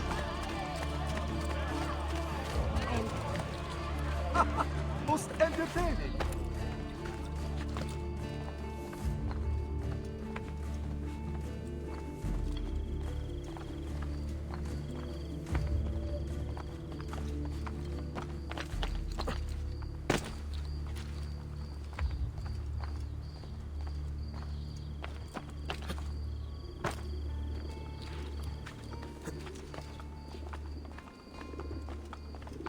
I gotcha.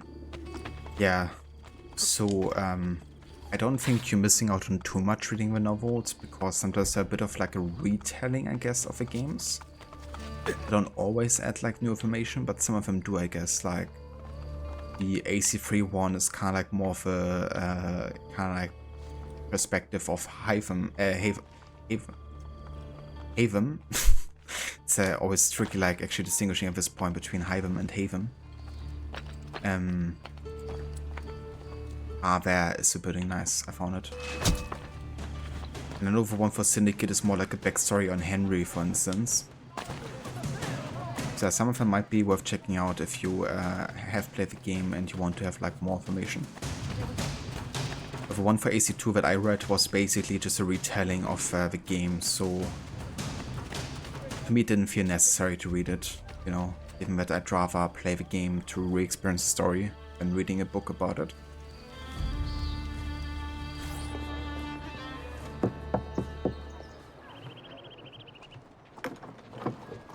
Welcome to the Rosa in Fiore, stranger.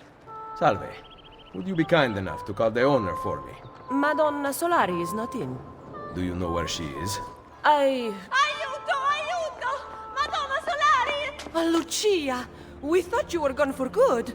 The men took us on a ship, and they released me, but she... Who took you on a ship? Slave traders, messere, near Isola Tiberina. They want coin in exchange for her life. I will get her back. Hey, I actually got a description for where I have to go. So to a ship near the Isola Tiberina. And I can't swim.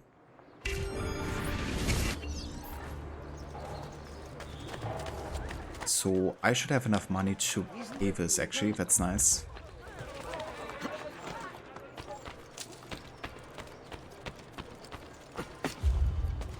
Because you need to have like 2,500 or so saved up, actually, to be able to pay the ransom.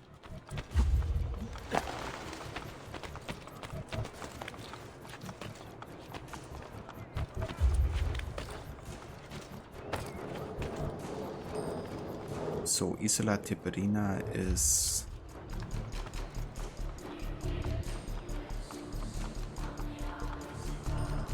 over there, I think.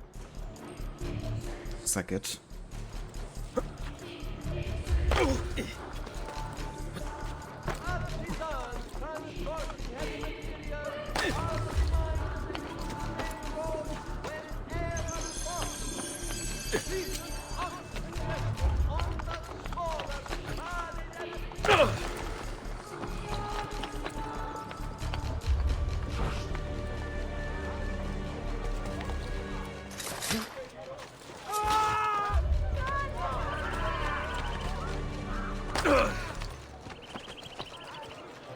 No worries, Hermione. Enjoy your dinner. And for luck. And yeah, maybe catch you later.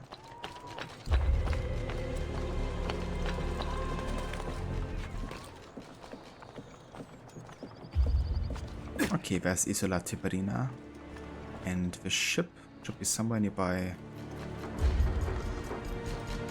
Here, I guess.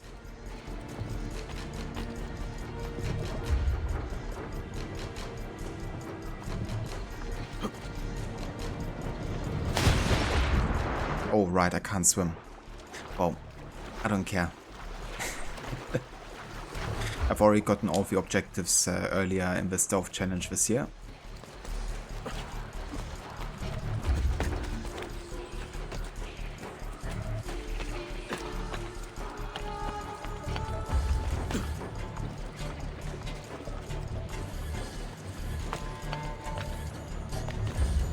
Law Plus.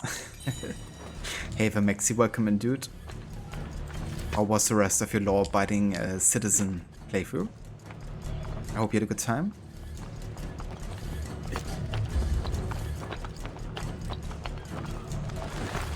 Okay, so we are on Isola Tiberina.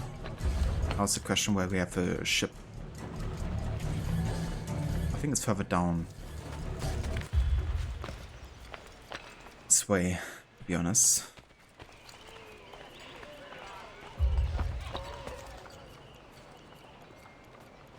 Is it? I mean, they said near Isola Tiberina, so... Can't be that far away, right?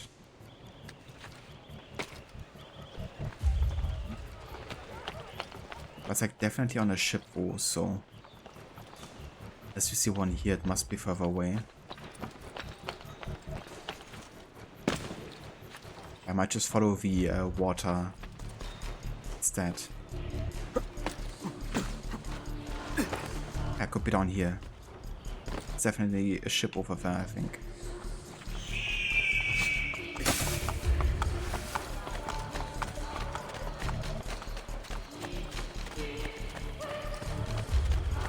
That should be the one, I think.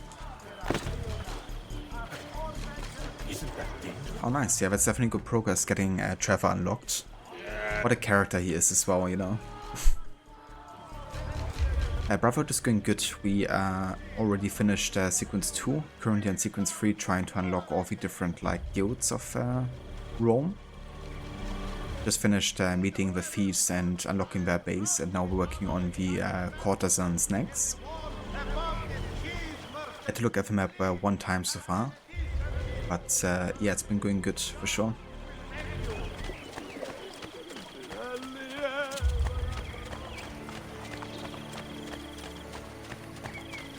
Good to see how the checkpoint didn't actually spawn until I was like much closer. I wonder how many times that might happen so I don't actually see where I have to go. Thanks, Maxi. And good morning, Amateur. Welcome in. Are you here for the whore? Are you daddy me? I have your money. Let her go! No! Take it up with Cesare! Bastard. Also like how his nose clipped through the mask there.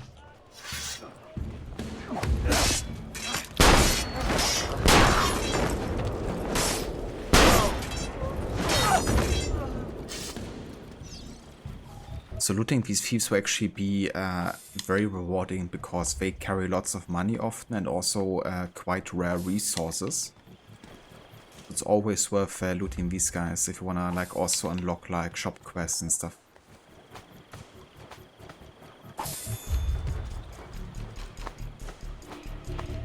Often you also get like randomly attacked by them in the street, which you shouldn't really avoid, to be honest, because it just gives you like another option to get like more resources in the end.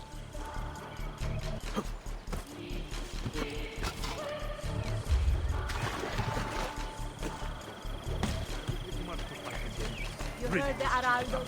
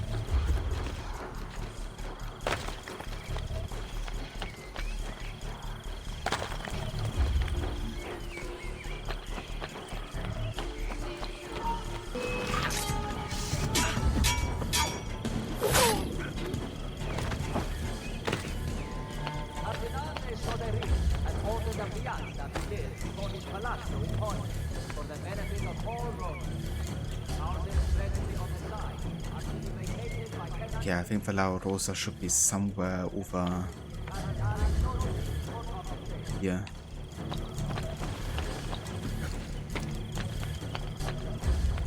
Pretty easy to find since you always can just look at the water side since it's directly you know, bordering on it essentially.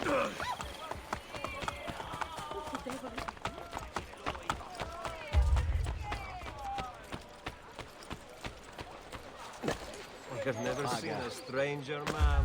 Truly.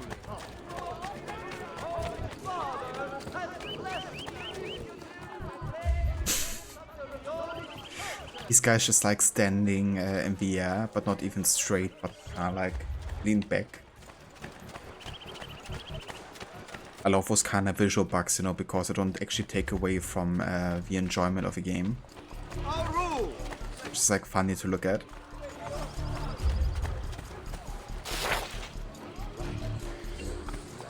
But yeah, that should be the Rosa in Fiore, isn't it? But I think I have to go to the back here, don't I? Yeah.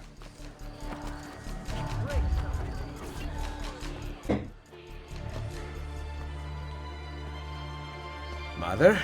Sister? Ezio. Sir Machiavelli said that you might be here. What are you doing in Roma? Has Firenze been attacked? No, or rather, I do not know. We did not go to Firenze. Why? Ezio, we want to help. I was trying to help you by sending you to Firenze. Where is Madonna Solari? She's dead. Merda. What now? Will we have to close? We cannot close. I need your help. Messere, without someone who can run things, we're finished. I'll do it. You do not belong here, Claudia. I know how to run a business.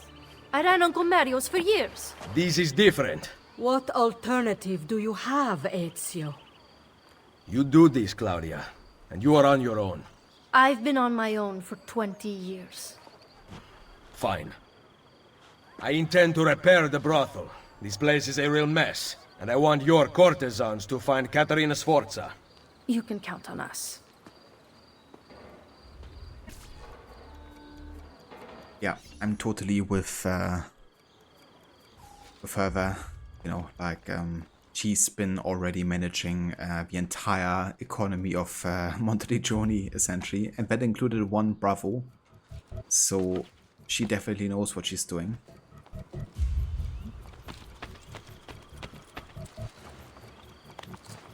Yeah, the burn.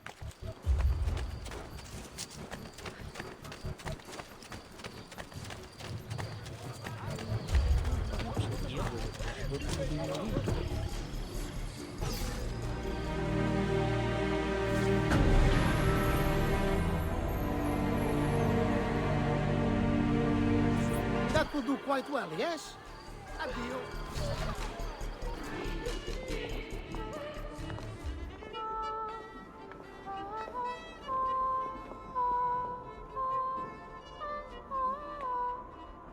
Welcome to the Rosa in Fiore. As you can see, the most popular brothel in Roma. My money went well invested. Here, I keep a list of the skills taught to my girls. You're not teaching them much. Think you could do better? Nessun problema. Ezio, the Borgia make it difficult for Claudia's girls. There are several things you could do that would aid them. I will keep that in mind. Anything else? No. Ezio, Did you find Caterina? we are working on it. Bene. Come to see me at Isola Tiberina with her location.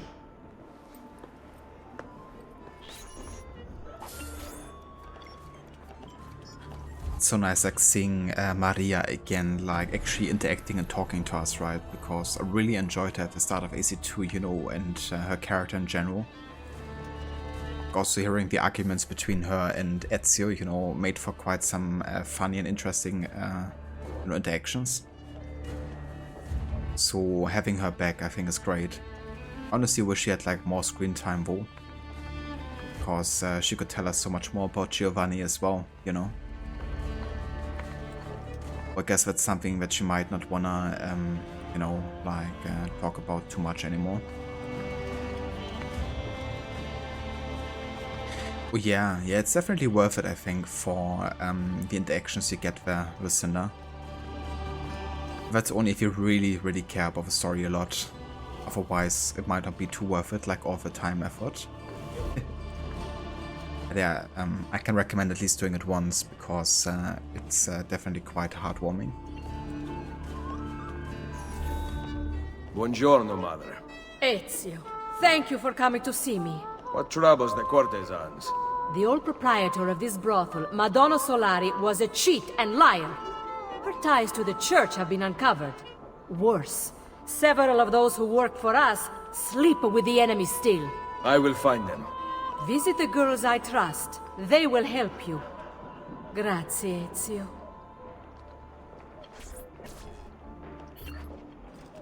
Grazie. Okay, but unlocks for courtesan assignments as well.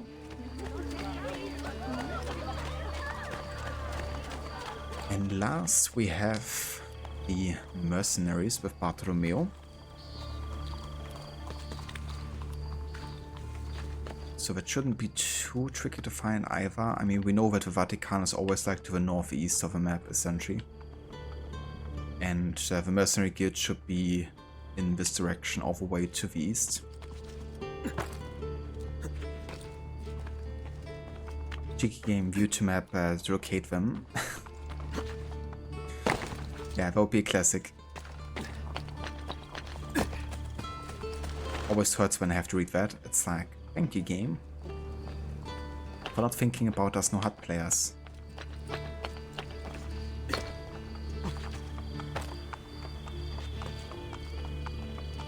The moon moves too fast. I don't know what you mean, that seems perfectly normal to me.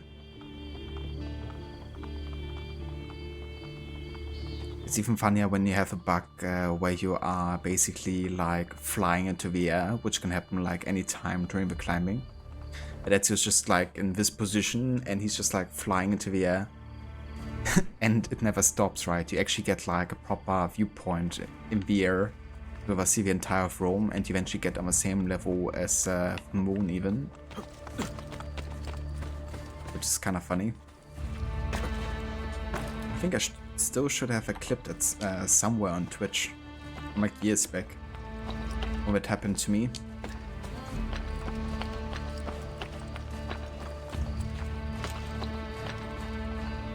Merda! I've lost sight of it!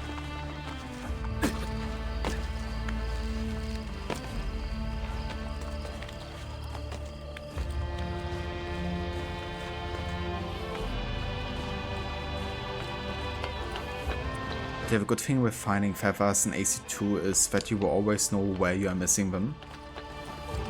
Because in the database you can kind of like see, or in the DNA track you can see the progress on the feathers, and if you go in the progress tracker for that, it will essentially tell you where, in which city and in which district they are left.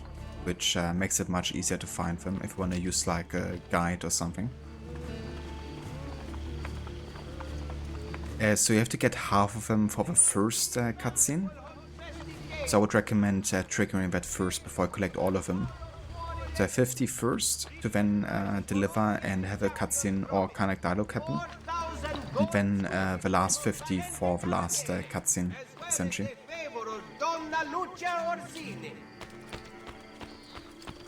So there's 2 interactions total.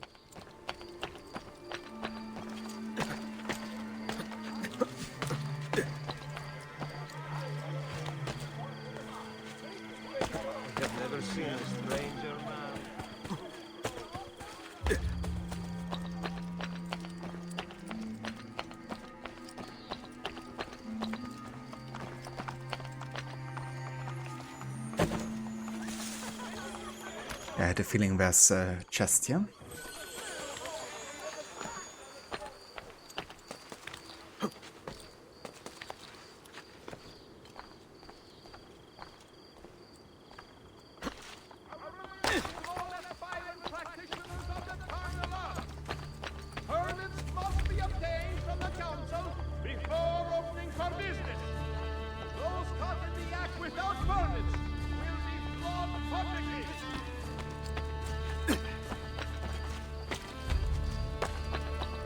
Yeah, to find Bartolomeo, we definitely have to get more into the landscape side. Closer to the mountains as well.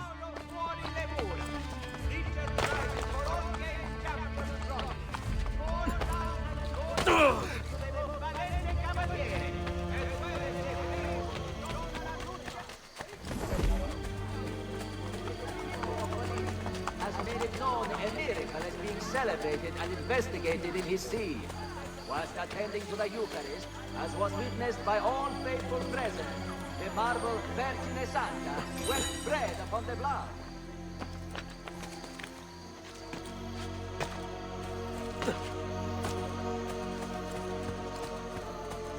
Oh. That's a tomb. Memory currently unavailable. Please return later. Oh. So I can't do this yet, apparently. I'm not in a mission right now, though. I guess I gotta finish with the current sequence before I can do this.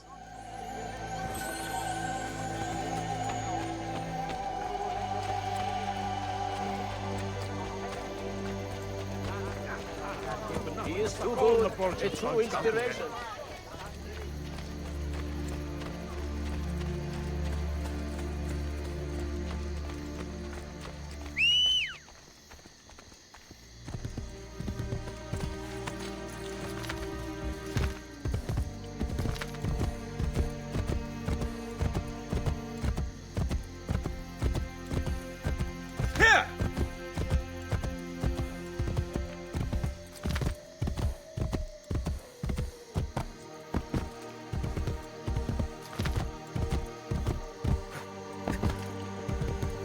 Andiamo!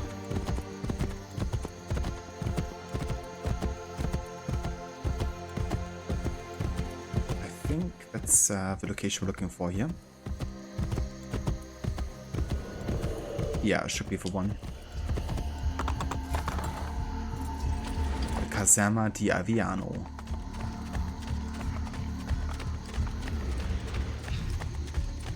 Oh yeah.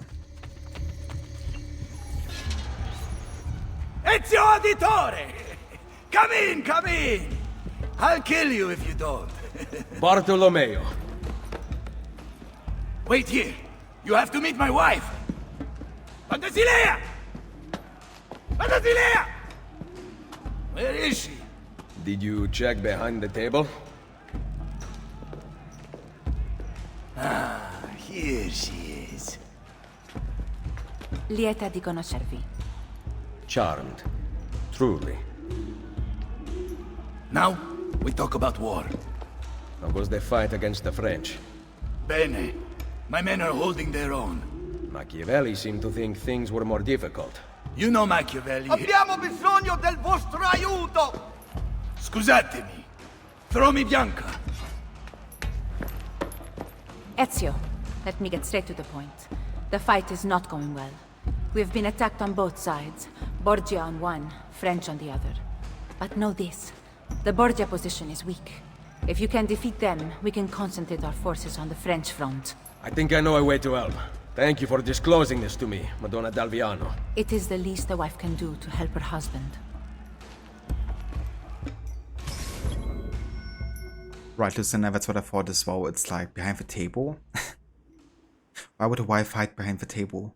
But yeah, that's of course a reference to AC2 when Bartolomeo wants to introduce Ezio to Bianca, his sword, that he named like that. So Ezio's kind of like assuming that Pantasilea is just like another name for another weapon, essentially.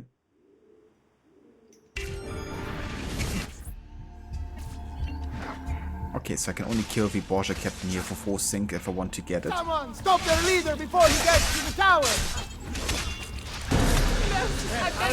Easy enough.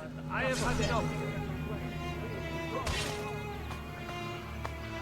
But that means I can't kill anybody else even when going to the destroy the tower here. Which should be the next objective, right? I think. Yeah, pretty quick indeed.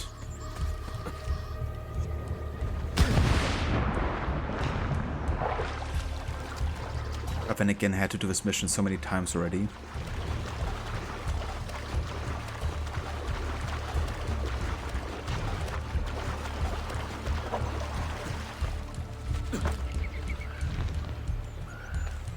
And also got a bit lucky with his kind of like pathfinding being kind of like a bit off.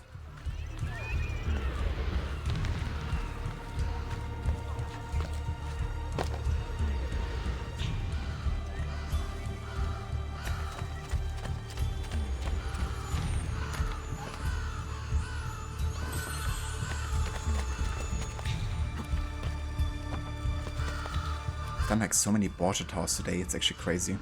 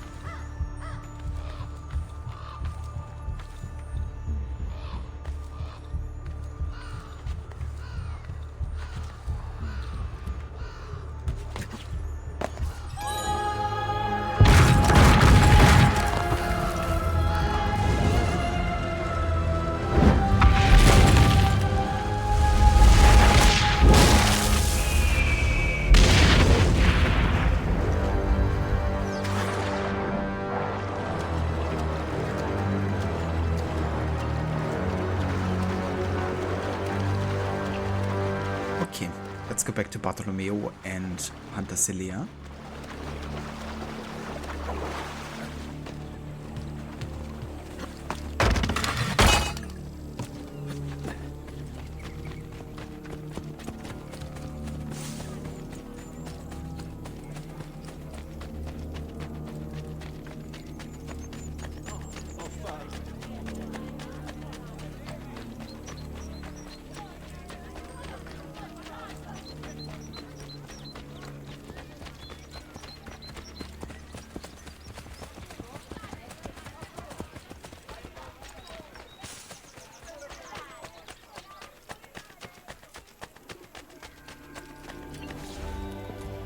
Ezio! We sent those luridi codardi running for the hills! Yes, we did. Now that the Pope's dogs have fled, I will be able to draw more men to the fight. But first I want to reinforce our barracks. Who will take care of this? I'm no good with these things. You are the educated one. You approve the plans. Va bene. But in return, I need to know Cesare and Rodrigo's every move. Can your men keep track of them for me? Of course. Kind of talked about this quite recently in the stream of AC2, but it's interesting how they made Bartolomeo much more of a brute in this game.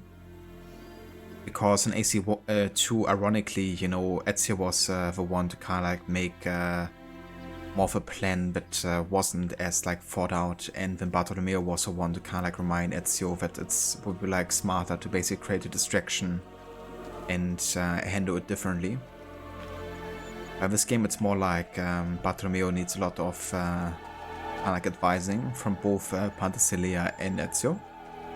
Healing! Wellness! Leeches!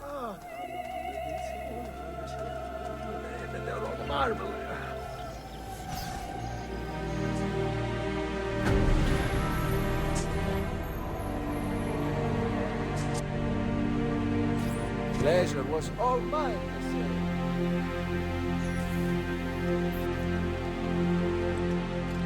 Isn't she a thing of beauty? Very impressive. More men join us every day. It has become very competitive, which is just the way I like it. As you can see, this board shows the ranks of our top warriors. Prove your skills, and you will move up the list. Shouldn't I already be at the top? Jan's fighting downstairs! If you're looking to show off, we also have fights. Now, if you'll excuse me, I've got money on this match.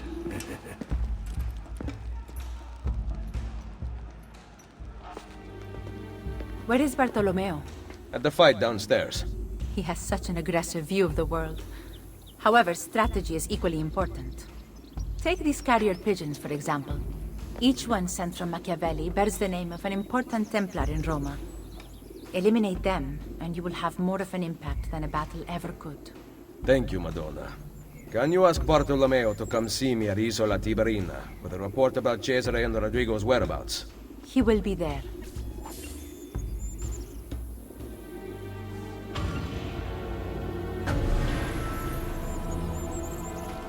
Oh yeah, 100% sync. Let's go. Let's your flexing just a little bit. Let's your Brotherhood be like. Alright, so with that done. Oh, there's actually Templar lair here as well. I kind of want to get the next cluster first, which is right over here. Hey, Desmond. Hey, Sean.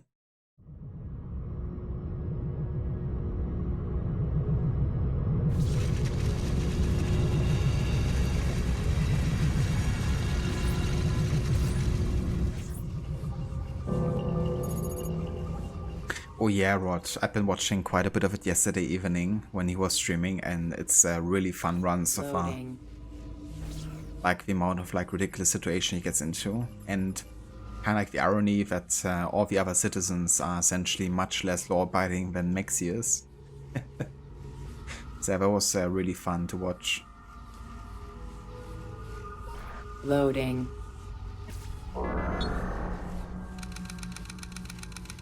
Access denied. Washington sits above the green in 1944, keeping a cool head. Below the right one is the stunner bearing 48. Behind there's a company whose power is growing.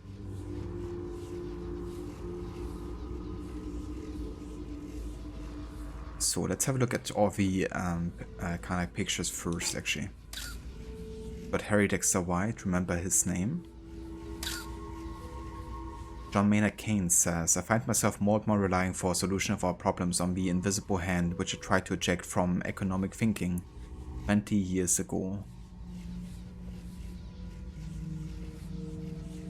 So the invisible hand often stands for abstergo, right?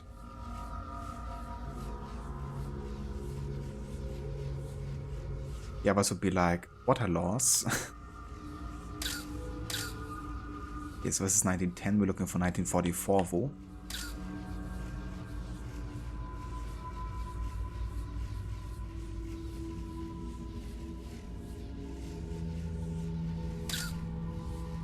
How can I adopt a creed which, preferring the mud to the fish, exhorts the boorish proletariat above the bourgeois, and the intelligentsia who, with whatever thoughts of equality in life, ensure they carry the seeds of all human advancement?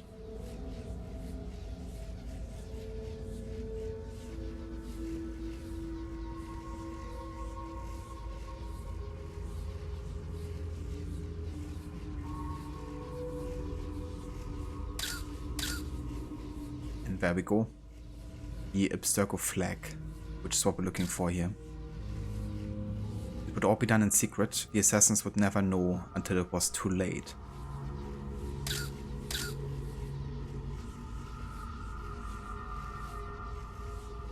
A rally for Stalin here.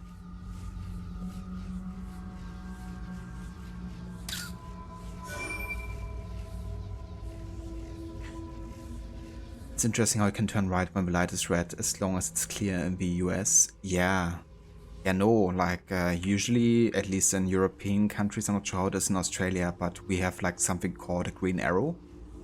And not every kind of like street light has that, only at very specific kind of like intersections. You have like a green arrow, and if the street light is red, then you can have a look if something is coming from the left side. Or right side if you're in the UK, of course. And only then you could kind of like turn if there is a green arrow, essentially. But if it's just a red street light, then you can't cross like ever.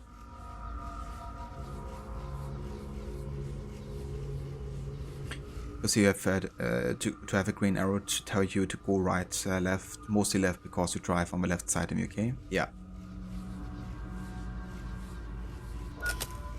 Okay, so gonna line this here.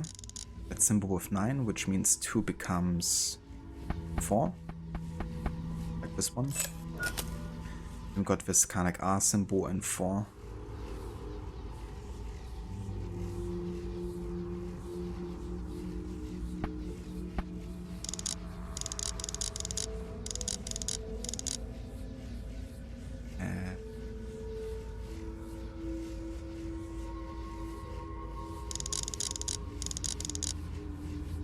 Right. Yeah.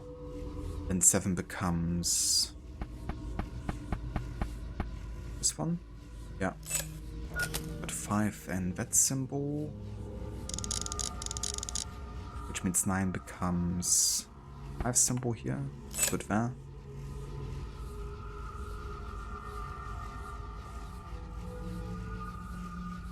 Oh, hold on. Nah, that's wrong. Like this, and then 9 becomes the other 0 in this direction. And this becomes just like the opposite, I think.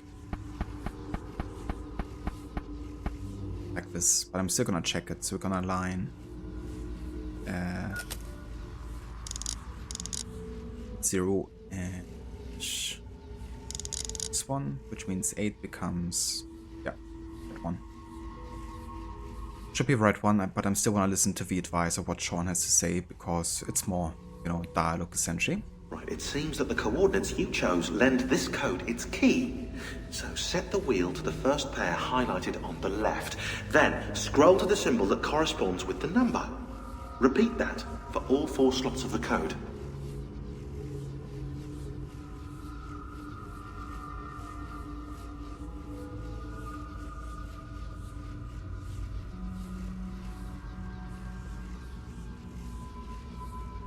Okay, gotcha, Lucinda. So it's kind of like depending also where you are in the states. Makes sense. I mean, given how many different states you guys have and how big the country is.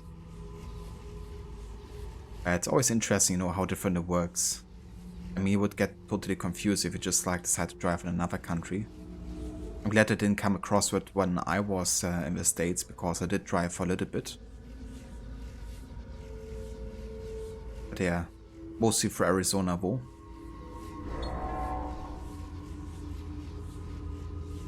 Loading. Starco Industries, July 22nd, 1944. Fellows, rulers, welcome. I deliver the speech to you as several floors below us, a silent revolution begins.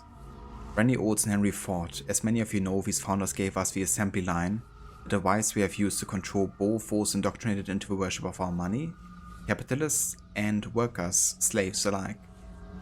But I dream of a future in which such ugly chains will no longer be necessary. In 1910, our founders designed the plan, forced to us to see it through.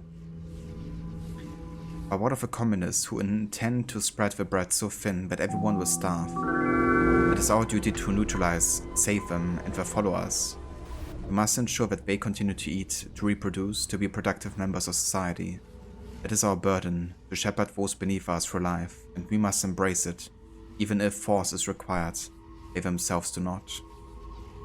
Hitler and Stalin brought on the turmoil and fear necessary. Now we must strike fast to ensure development continues in the proper direction. We will appear to concede ground to the workers. Remember the successful ruse of Rockefeller's dimes. But soon there will be no ground we do not own. In 1937, we founded this company, this enterprise with a purpose. The time to nurture it to fruition is upon us. Thank you for the follow and welcome in. Yeah, that's what I thought as well, Lucinda, you know, getting in a situation where I'm like, I can't turn here, and then there's just somebody behind me annoying me. You know, like, dude, go and drive, and I'm like, I can't, dude, I'm on a red light. Definitely can see that happening. Of a greater plan? Yeah. Sounds like a plan that Dutch would be having. Loading. Involving Hitler and Stalin. But yeah, I think that's something that not even Dutch would have done, to be honest. Even he has his limits. Maybe Micah, though, I think he would get along well with these two guys. A small piece is sacrifice of a greater good to come. Loading. Quarantine zone.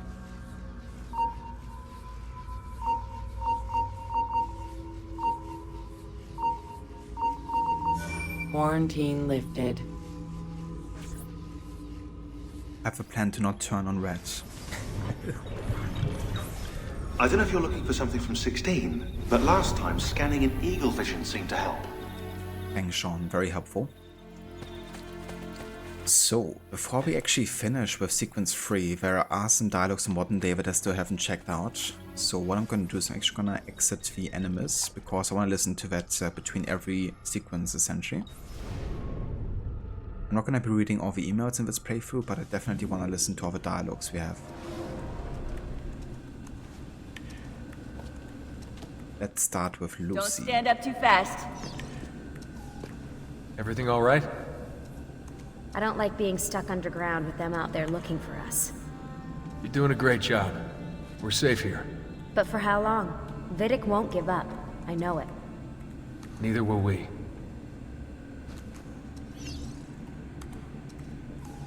We'll talk later. Now get in there and find the apple.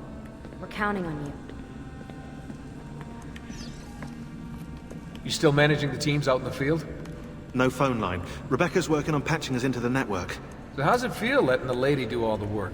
She's no lady. Hey!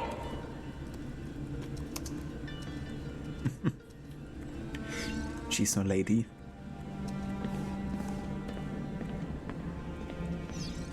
Now for the best cutscene in the entire Brotherhood modern day. Hey, what's the matter you out there? That's racist. You're racist. Really? This is what you guys are doing? Oh no, God forbid I take a break. I've only spent the past 3 fucking weeks inside that machine. No, you're right. Let's all just screw around while the world falls to pieces. Hey, this isn't easy, you know. Right, like we're all on vacation out here? Enough!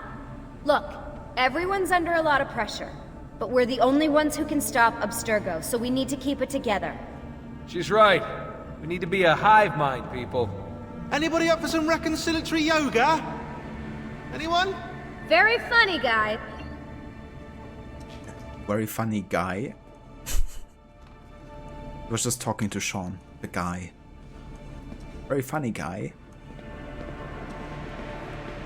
Hey, what's the matter, you are dear? That's racist. You're racist. Best interaction ever. It's like Desmond is inheriting Ezio's confidence and courage. Yeah, I mean, in a way, I would definitely see that being the case, you know, given that he inherits more than just, you know, like their raw strength or like parkour abilities or whatever. I can definitely see how some of the personality would influence him as well, for sure. She's no lady. Someone say yoga? Oh yeah, Fabian. What a character that is in GTA 5. Hey, what's the matter you out there? Hey, what's the matter you out there? Hey, what's the matter you out there? Like how we're not even saying anything about this anymore, just like, okay Desmond, you do you.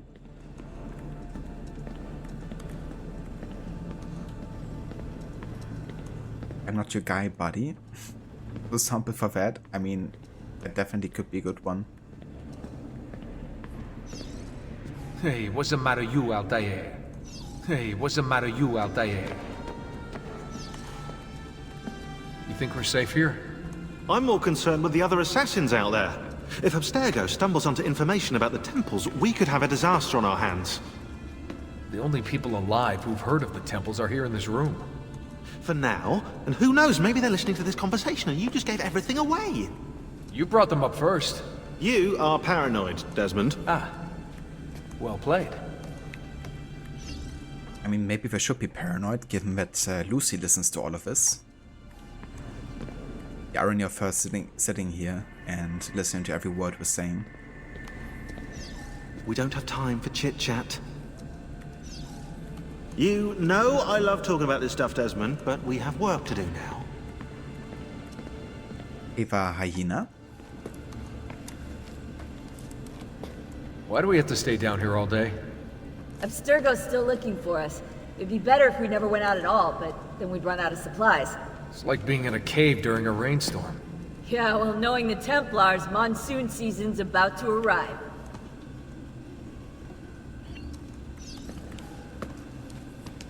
You ever use the Animus? Your ancestors have such interesting lives. I went in once. It was pretty lame. Yeah, what were you? Some kind of spinster, probably. Worse, a Prussian mercenary. I spent hours firing guns. Boring! Yeah, guns are for sissies. Agreed, Sean. Agreed. At least in a duo of like potentially sword fights, if you're using a gun when you're a sissy, at least make it fair. Gotta stay with the code. Focusing on this. We'll talk later. Gotta stay with the code. Right, but yeah, that seems to be all the modern day dialogues I've There's currently. no time to talk. Time to head back into the enemies. Baby's all ready for you. Becca's outfit here reminds you of Medic's pilot outfit in Deus Ex Human Revolution. Interesting. I still haven't played that game. But there's quite a few similarities between Assassin's Creed and Deus Ex, isn't there?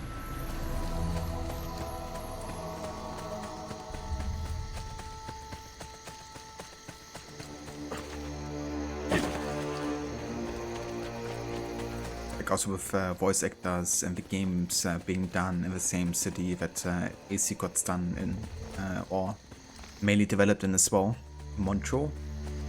Which of course meant they probably also shared, you know, some of the people working on the games. Like mostly voice actors, of course, but who knows who else might have been involved in some shape or form.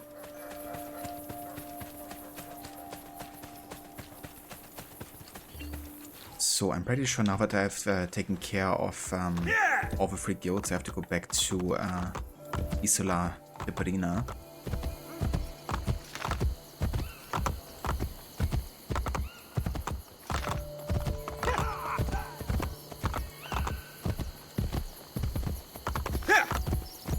It's definitely funny how, of course, they're getting rehired, right? Because it's much easier to organize having people from there. They're also in one of the Batman games, Batman Arkham Origins, I think, which was also developed by a Montreal-based studio. They had like even some of the writers that worked on Assassin's Creed, and also quite a few of the voice actors too working on there, which I thought was pretty cool. It's still a game I gotta play actually. But the main writer behind the early AC games worked on writing that game.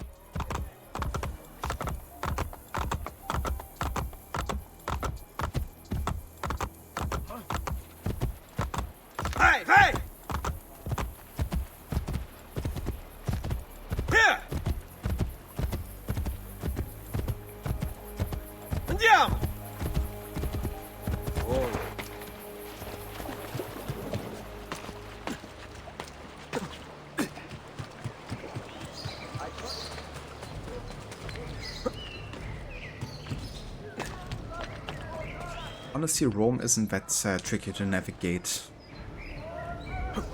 because you always have like a pretty good skyline of the city, which gives you quite a bit of orientation, like especially the Vatican, you know. Even the Vatican is always like in the corner of a map, you know, and it's like super visible. It will always like be super good to kind of guide us to where we have to go.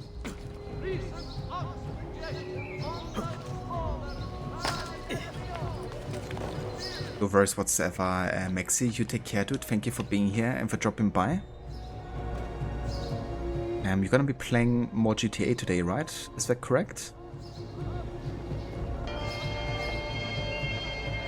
Because if you're going live soon, then I definitely should your raid, because I'm not gonna be going for much longer today anymore, actually. So yeah, we'll probably see you very soon. Indeed you are? Nice. Looking forward to some more law-abiding gameplay. And yeah, no worries for a shout-out, dude. More than happy to give you one. Definitely see you soon.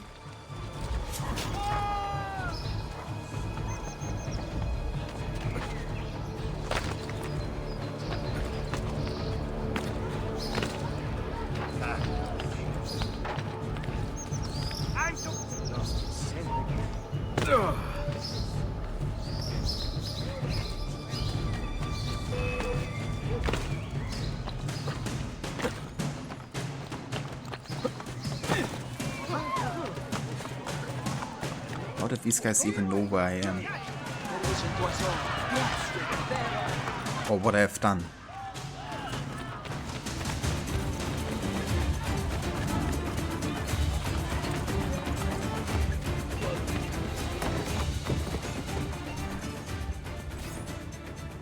Machiavelli, we must talk. Yes. I secured something of great worth from one of my contacts. We now have the names of several Templar agents Cesare has recruited to terrorize Roma. How do I find them? I can give you a general location. I suggest looking for signs of distress nearby. Perhaps you will uncover citizens who can point you in the right direction. My contact will continue searching for more names. This information came from a city guard. Yes. How did you know? Lucky guess. Grazie. Claudia, Bartolomeo, and La Volpe are waiting for you inside. I can't imagine how you did it. Virtù, Machiavelli. Virtù? Virtù. What have you discovered? That bastardo Cesare is in the Castel Sant'Angelo with the Pope. My spies tell me that the apple has been secreted to someone for a study. I am working on determining his identity. Caterina will be moved to the prison within the Castello next week.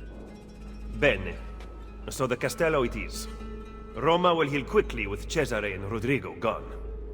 Only if the opportunity to assassinate them arises will I take it.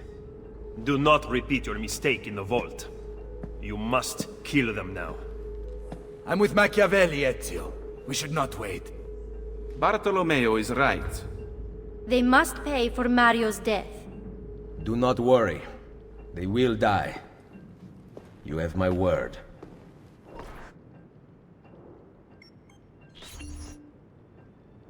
Hey, whoa.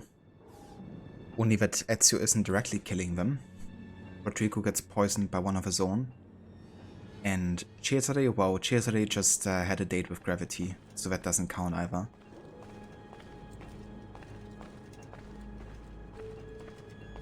I take you for 2 and Ratio were 3.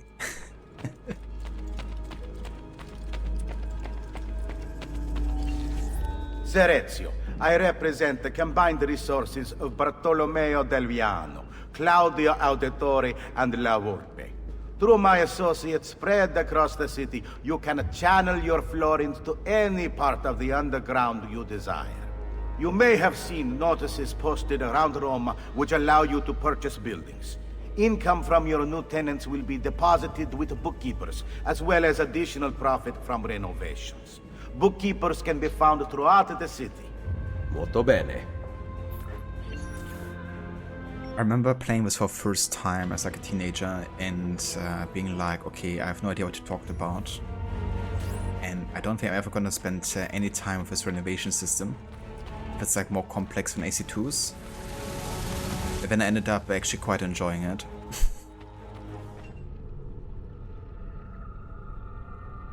But yeah, that is the end of sequence 3. Sequence 4. The Den of Thieves.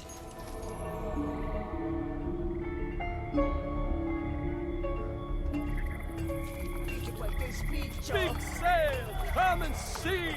Eva Mustang, welcome in. Indeed, yeah. Now into Brotherhood. Definitely doing some good progress here overall. It's funny how things like that can happen. Absolutely. I think often it's definitely worth sticking through with something, you know, because sometimes it might make click, you know, and you might actually end up enjoying something that you didn't quite as much at the start. You know, Cyberpunk and Witcher 3 are actually quite similar for me, you know, where I wasn't like overly invested at first or like was a bit overwhelmed with everything I could do. But then at some point it just, you know, turns to being fun in a way. I guess it was similar for me for the economy system here.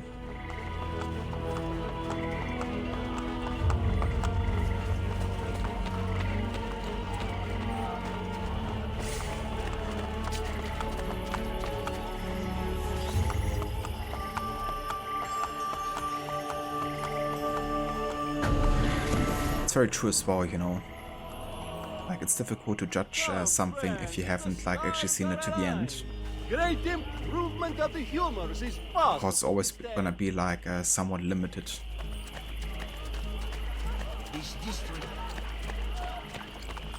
But check out the blacksmith if there's anything new I can buy, given that we have unlocked a new sequence.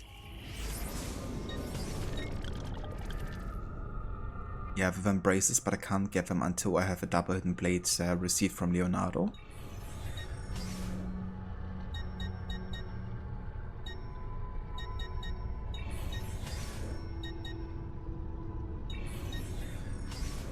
I could already buy the crossbow, which is a really good weapon, especially for stealth, but it's quite a bit of money for now, and I don't want to feel like quite as overpowered currently. I want to reserve the money mostly for renovations for now.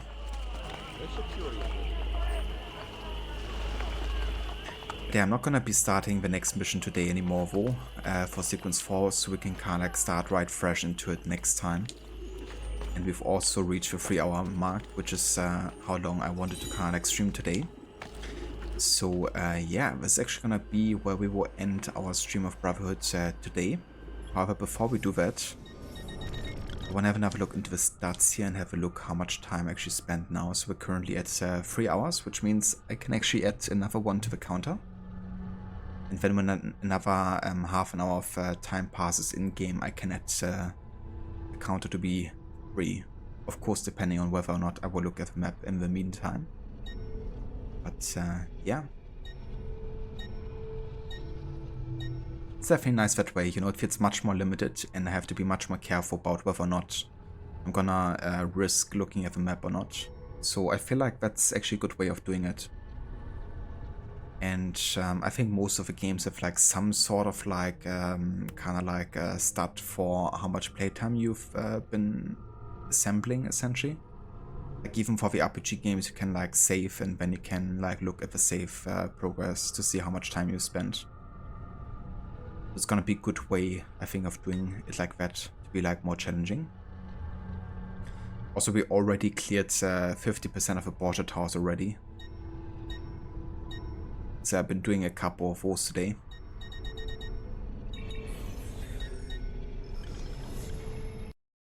But yeah, let's head over here and we're gonna have a look to see if Maxi is already online, so we can shoot him a raid today.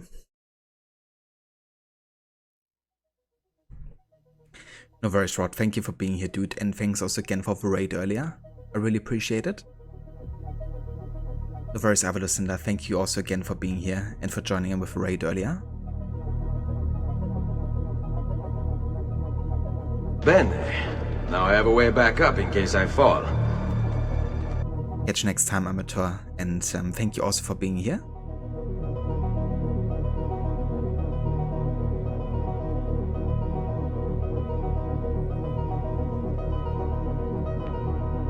Until next time, Harbinger. Bene. I definitely have to go back and record, or at least kind of like make those sound bits, the different variations of a way back up in case I fall. Because we did clip a couple of those earlier.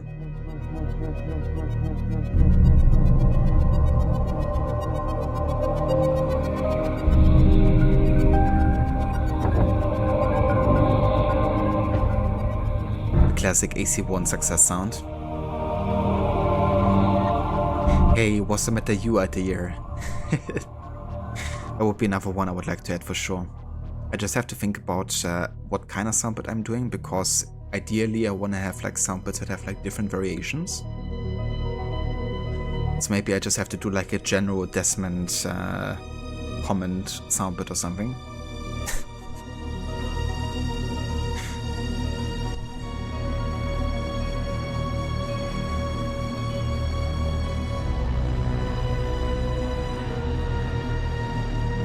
Yeah, Maxi is already online, so let's go ahead and set up the raid here.